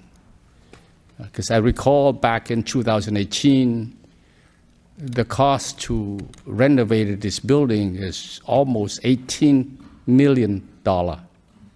And now, fast forward, we are now 2025, 7 years later. I don't think the cost would be any less than $20, maybe more, $million. That said, to prolong, have it sit there. My concern, as I said before, I filed motion on this before, that the wait to see something happen, someone get hurt, is also the responsibility of this council. So I'm not sure if having it postpone this, for 60 days, and hoping that put it all a P out there, and hoping that someone will come up with those $2 or $4 million to just, okay, this is what I'm going to do with this building, and plan it a full renovation thereafter. I don't think anybody's going to come for this building. So thank you, Mr. Mayor. We got a motion on the floor by Councilor Dakota, seconded by Councilor Getchia. Mr. Clerk, roll call. Council Chow. Council Dakota. Yes. Council Getchia. Yes. Council Janess. Yes. Council Mercier. No. Council Noon. Yes. Council Robinson. No. Mayor Rourke. Yes. Council Scott. Council Yem. I recuse myself from voting. Council Belanger. Yes. 6 yeas. Motion response D, native tree plantings by Councilors Chow and Mercia. Councilor Mercia, I'll put it off for a week, or you want to, with Councilor Chow not being here? Well, didn't they already get the proper, well, you want to wait? All right, fine. Motion response E, Merrill Drive, one-way, no commercial vehicles. Councilor Belanger. Thank you very much, Mr. Mayor, and I apologize to the speakers. We do have people that aren't registered. We have a public speaker. I'd like to, if I may, make a motion to suspend the rules, Mr. Mayor. Sure. By Councilor Belanger, seconded by Councilor Mercia. Suspend the rules to allow a speaker on Merrill Drive.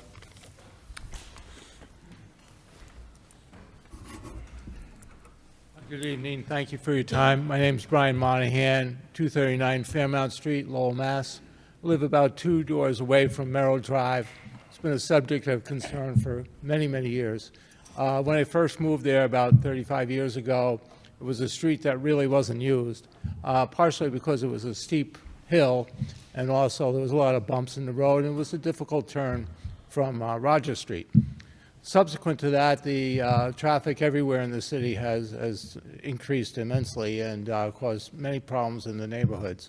So the city traffic engineer has been very helpful in response to our concerns and has tried numerous different solutions, one of which has been to put a posting of a speed limit sign. There's been a commercial traffic-only sign, and more recently there was a sign across the street for no left turn, and there was police patrols from time to time, but really the staff of the police department is not enough for that.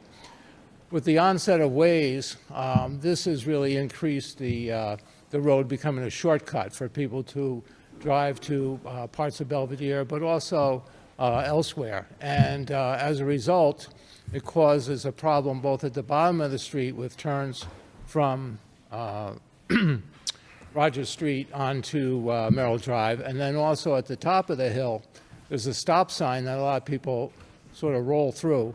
And then the people are coming up Fairmount Street, and when they get to the top of Fairmount Street, the people are coming up Merrill Drive, and the amount of time they have to see each other is limited because they're both on a hill coming up and so forth. So it seems as though the traffic engineer in the city has done everything they can, and it really hasn't resolved anything. And so what we're suggesting is that the city implement a system where Merrill Drive is now a one-way street going down to Rogers Street. And I believe the traffic engineer has done numerous exams of this and is in favor of that idea.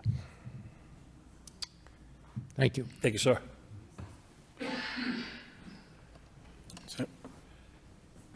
Anyone else, Councilor Belanger? Okay, apparently not. I'd like to over to the manager, Mr. Mayor. He has some valuable input on this as well before I speak. Mr. Manager? Thank you very much. It'd be the request of the administration that when we get to 7.1, that section 266-37 and section 266-44 be brought back with the number of phone calls that the administration has received with some of the concerns for this matter. I would humbly request that the council would look at this from the perspective of allowing 7.1 to move forward. However, I would once again humbly request that the council remove strike sections 266.-7 and section 266-4 to allow the administration to look at this deeper with the number of calls that have come into the office. So before we get to that, we'll complete the motion responses from the city manager.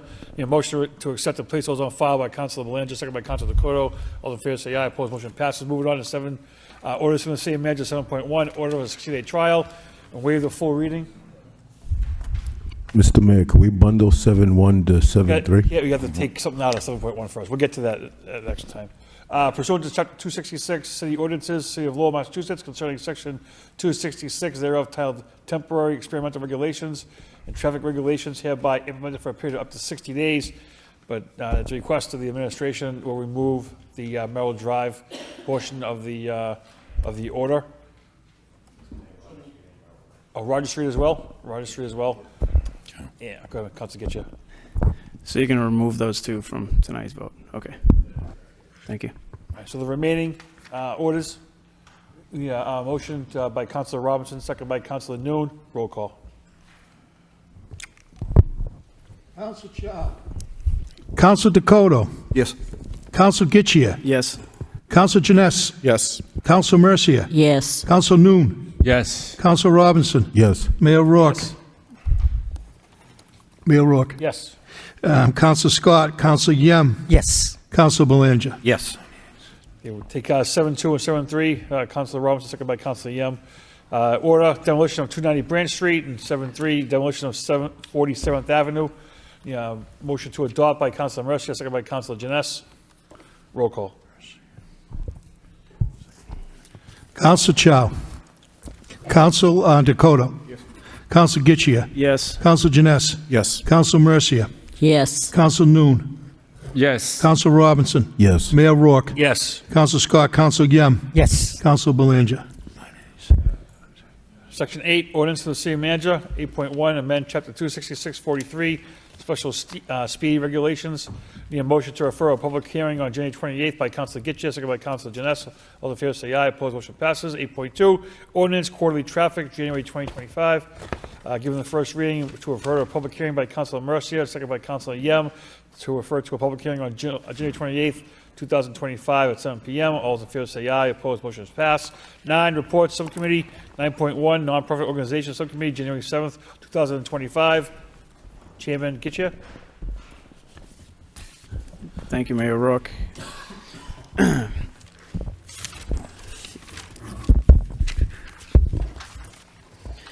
Minutes of the nonprofit organization subcommittee held on January 7th, 2025 in City Council chambers. Members present were Councilor Noon, Councilor Robinson, and Councilor Mercier. Also present were Councilor Belanger and Councilor Yem. The subcommittee first heard from Isaiah Stevens, Managing Director of Lowell Transitional Living Center. Mr. Stevens outlined LTLC was established in 1989. They are the largest homeless shelter north of Boston. LTLC's vision is to provide quality services to the hungry and homeless, help individuals achieve independent living, restore dignity and self-respect one person at a time. LTLC offers emergency shelter and permanent supportive housing, advocacy and housing first approach, comprehensive individual care support. LTLC operates a 90-bed dormitory-style shelter, 60 men, 30 women, and during the winter adds 30 more beds, plus they have additional ones at a hotel that's in the area. In addition, LTLC provides 92 units of permanent supportive housing in Lowell, 50 units on site at the 201 Middlesex Street, and 42 scattered throughout Lowell at 47 Royal Street, 74 Andover Street, and 134 Westford Street. They all have case management and stability-focused services and transition support for long-term independence. There are individual assessments for independent living assistance with housing placement and stabilization, linkage to health care, mental health, and public benefits, harm reduction, counseling, and access to recovery services. Healthcare for the homeless provides every Wednesday from 4 to 8 p.m. They are also looking for volunteers. If you would like to volunteer, you can contact LTLC at info@ltlc.org. The second group that presented was Merrimack Valley Food Bank. Executive Director Debbie Callery. Ms. Callery outlined the mission of the Merrimack Valley Food Bank is to support a healthy and well-being of all community members by meeting each person's critical need for a daily meal and a supply of nutrients in their food. Their goal is to relieve hunger and reduce food insecurities in our region. Merrimack Valley Food Bank does this by supplying nutritious food to our 100 member agencies such as local food pantries, shelters, and meal programs in 30-plus communities throughout Middlesex and Essex counties. They distribution food to 100-plus member agencies which serve over 71,000 people per month, provide nutrients, foods for students to enjoy when they are away from school. They provide grocery delivery for 300-plus homebound seniors or individuals with disabilities, distribution of fresh produce to 8 low-income and senior housing properties throughout Greater Lowell. Merrimack Valley Food Bank also provides up to 17,000 healthy lunches and snacks to kids and teens participating in summer activities throughout Lowell. They collect and distribute 80,000 plus pounds of perishable foods for 5 local supermarkets, saving them from landfills. The age groups that are serviced by Merrimack Valley Food Bank is kids from just born to 17, 21% of them. Adults 18 to 64, there's 58% of those. Seniors 65 plus, 21%. If you would like to help the Merrimack Valley Food Bank, they can be reached at www.mvfb.org or by calling 978-454-7272, and they're always looking for people to help them supply the foods and distribute it. Thank you, Mr. Mayor. Thank you, Councilor. Motion to accept the report of progress by Councilor Robertson, second by Councilor Noon. All those in favor say aye. Opposed, motion passes. 9.2, Environmental Flood Issue Subcommittee from this evening, January 14th. Next week, Councilor? Next week, Mr. Mayor. Next week, Councilor. Thank you. Got it, excellent. 9.3, Wire Inspector, National Grid, request installation of the underground electric service on Boston Road from Plain Street, 75 feet south. Motion to accept the adopt the accompanying order by Councilor Dakota, second by Councilor Janess. All those in favor say aye. Opposed, motion passes. Section 10, petitions. 10.1, miscellaneous.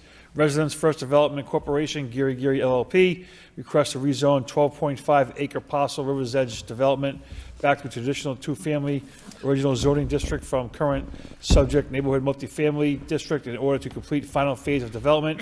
In a motion to refer to Law Department to draft the ordinance and report of recommendation by Councilor Janess, second by Councilor Yem. All in favor say aye. Opposed, motion passes. 10.2 has been pulled. 10.3 miscellaneous, Cindy Hennessy, request permission to address council regarding EV charging stations at the DPW.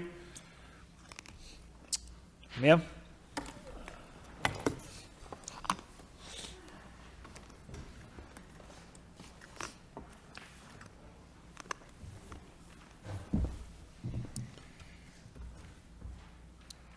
Go ahead. Good evening. How long do I have to speak? 3 minutes. Okay, is there a timer? Go ahead.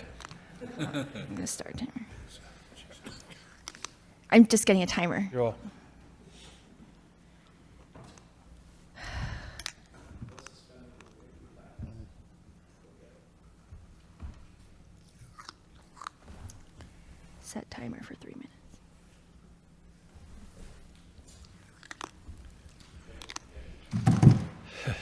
My name is Cindy Hennessy, or as my middle school students know me, Mrs. Hennessy. For the past 3 years, I've been a dedicated Lowell school teacher and a Massachusetts school teacher since 2014. Every day I drive a total of nearly 50 miles to go to school and back. Since October 2023, I've been blessed to own a small electric car, and I was excited when my husband found on the City of Lowell's website, quote, "We are very excited to provide a network of charging stations for electric vehicles in Lowell. We continue to expand our network of stations and currently have 33 dedicated stations providing 66 ports of level 2 charging." The website also has a map of the city's EV chargers. I printed it out. There are 18 locations on this map, and one of them is at 1365 Middlesex Street, Lowell Department of Public Works. That's the closest location to the school where I work. I can leave my car to charge there and walk half a mile uphill one way to school, which takes about 10 minutes.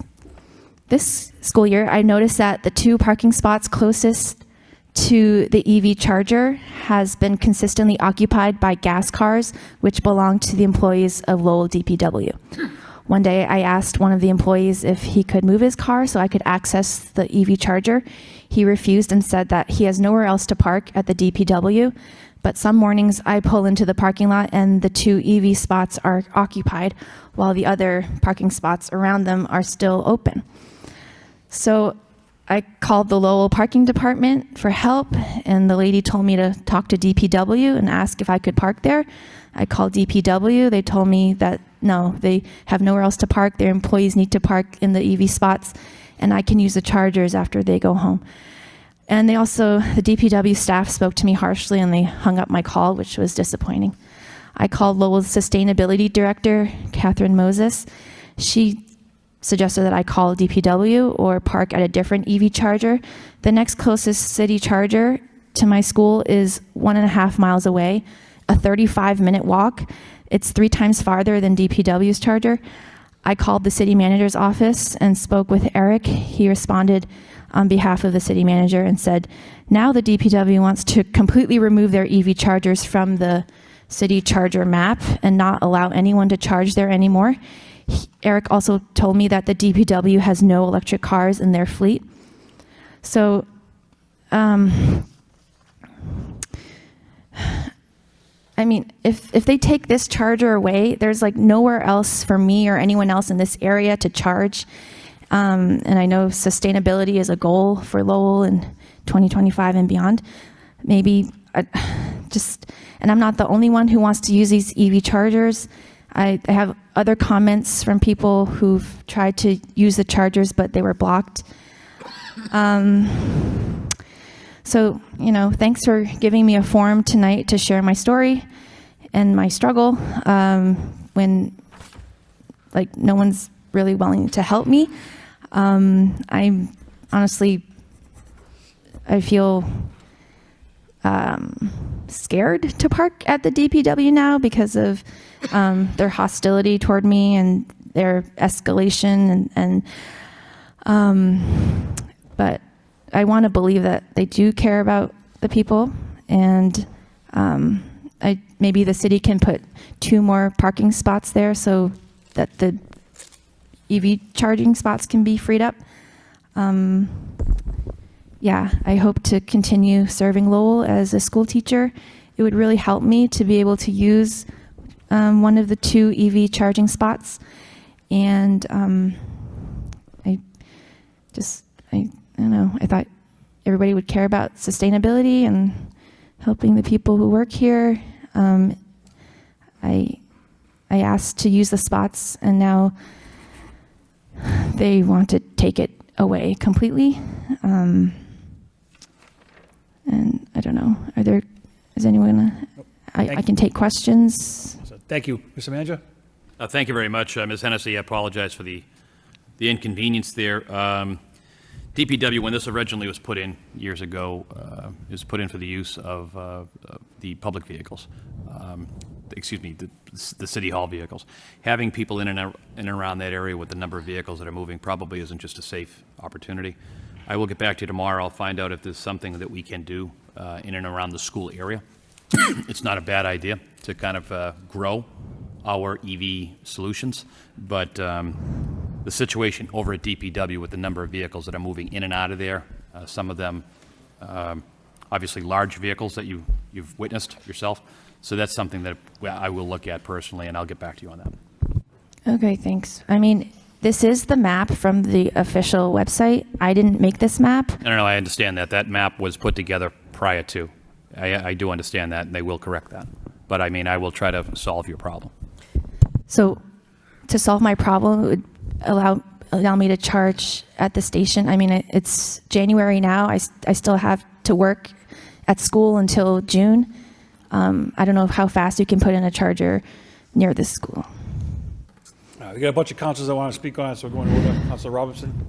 Thank you. I think, through you to the manager, I think exactly what I was thinking. For one, having residents in cars in that DPW yard with heavy equipment moving around, especially in the winter months. Yeah, I mean, you're talking CDL vehicles, loaders, bobcats, the whole nine. That's kind of a tough situation. It did pop in my mind, is there any plans to expand out to the schools? Because I think we're starting to see more and more of that at the schools, some charging locations, as well as, do we have any charging locations over at Sheehy Park? Which is the back, pretty much the back side of the DPW, where, no, nothing down there either. So, I mean, maybe it's start looking to some open space charging ports here and there, I mean, in the near future. Thank you. Councilor Mercia. Thank you, Mr. Mayor. Sorry that the lady had to wait so long, but I did check into that. And I don't know who put that website together, but they made a mistake when they put that location for open to the public to use that electric vehicle charging station. That charging unit was put in some time ago for the purpose of city employees, but not for the purpose of the public.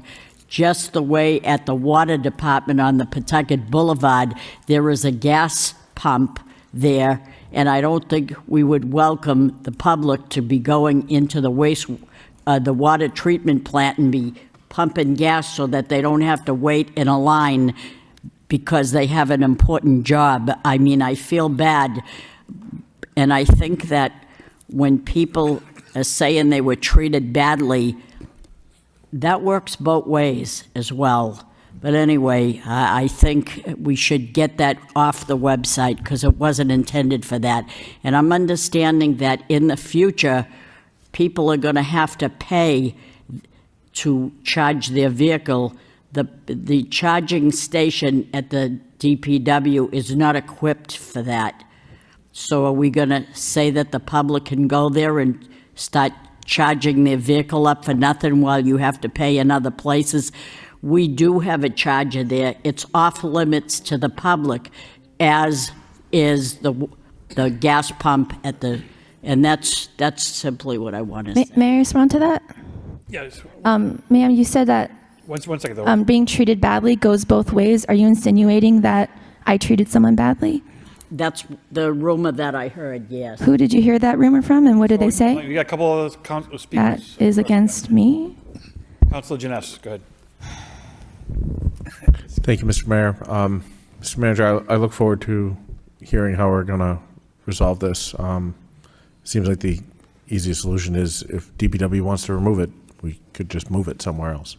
But I don't know all the details about the charger and what it can and can't do and where it should be. I'll leave that with you. But, you know, I am sorry that this conflict is happening, and I hope we can get it resolved sooner rather than later. Thank you. Councilor Noon. Thank you, Mr. Mayor. I too share my, express my, sorry that this happened. But I understand too that the purpose of installing the chargers is over at public work places, either for the public work vehicle or the employee at that place. I know you've been able to use that there in the past, and I do appreciate the managers in terms of offer to try to resolve it. I mean, Mr. Manager, through you, Mr. Mayor, to the manager, since Ms. Hennessy's is working, schooling is still going on, how soon can you assist in terms of moving the charging station from DPW to wherever that you indicated near the school? How soon would that happen? Mr. Manager? Thank you, Mr. Mayor, through the council. Council, that's something I'd have to look at. To be honest with you, I don't know if this charging station is even something we could move. Right. But it's definitely something we should look at. I've actually previously reached out to a contact actually from Tesla to see if we could actually reignite some of the discussion about having additional EV chargers throughout the city. Right, So right. that's, I'm waiting for a return. Yeah. I got the return text message. I'm waiting for the actual phone call to find out what could happen next. Okay, I appreciate that. Thank you. Council Getcha? Thank you, Mayor Rourke. I live 6 houses from the DPW, and I've been there 30 years, and I know why this was put in. It was for public use. That's why the gates at the DPW, they have one on the right-hand side and one out front, because they got a shared driveway with the building next door. So they put this in for the public to use because they were selling sustainability at the time, and people were able to use it. There's a Tesla and a Chevy Volt that use that every day when I go by there. At nighttime, you probably can drive by there right now, and there's a Tesla parked there. Councilor Mercy is not wrong when she says that I thought we discussed charging for these stations, but we're going to leave them in that area. If somebody's using it, just because I understand that we have more employees at the DPW than ever, and we have a lot of junk vehicles that just sit around there that do absolutely nothing, and they don't have plates on them because we've just accumulated new vehicles and haven't turned them over. So then it shifts people's parking into different areas. But that was put there for that reason at the time. We didn't have as many people over there because we're adding more and more divisions to down there. Now we have sustainability. We have other people going in and out of there. Now we have people from the high school HVAC down there. So it's more people are there. But in the beginning, the lady at the thing is not wrong. It was definitely put there for public use. And that's why the gates were situated the way they were and not blocking off, because that's basically a shared driveway into the DPW. So I'm sorry if you feel as though you were mistreated, and as Councilor Mercia says, employees down there feel the same way, back and forth, whatever happened down there. But at the end of the day, what is the solution? Is there an EV station that can be in that area closer? Is there something that can go to a different area if that's the issue? But I don't know why it would be an issue if we didn't have so many vehicles down there now that actually housed down there, as you are well aware of. So if we can try to see what we can do to mitigate this issue. Thank you. Motion to accept and place on file by Councilor Dakota, second by Councilor Janess. All those in favor say aye. Opposed, motion passes. Section 11, City Council Can I Executive Session. add something? Okay. The manager, he heard you. He's going to take it, and we'll try to figure it out. I didn't say something else. The city manager's office told me that the DPW has no electric vehicles right now, so they're not using it. Okay. So Thank you. 11.1, executive session, to consider and discuss possible acquisition of property at 40 Market Street, public discussions of which may have detrimental effect on the negotiating position of the city, and further to consider discussion on an open meeting law complaint filed against the city council on December 26, 2024. A motion to enter executive session and then to adjourn from that session by Councilor Just, second by Councilor Robinson. Roll call. Council Chow, Council Dakota, Yes. Council Getchia. Yes. Council Janess. Yes. Council Mercia.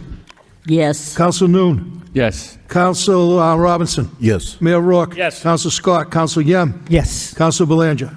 Yes. Any announcements? All right, thank you.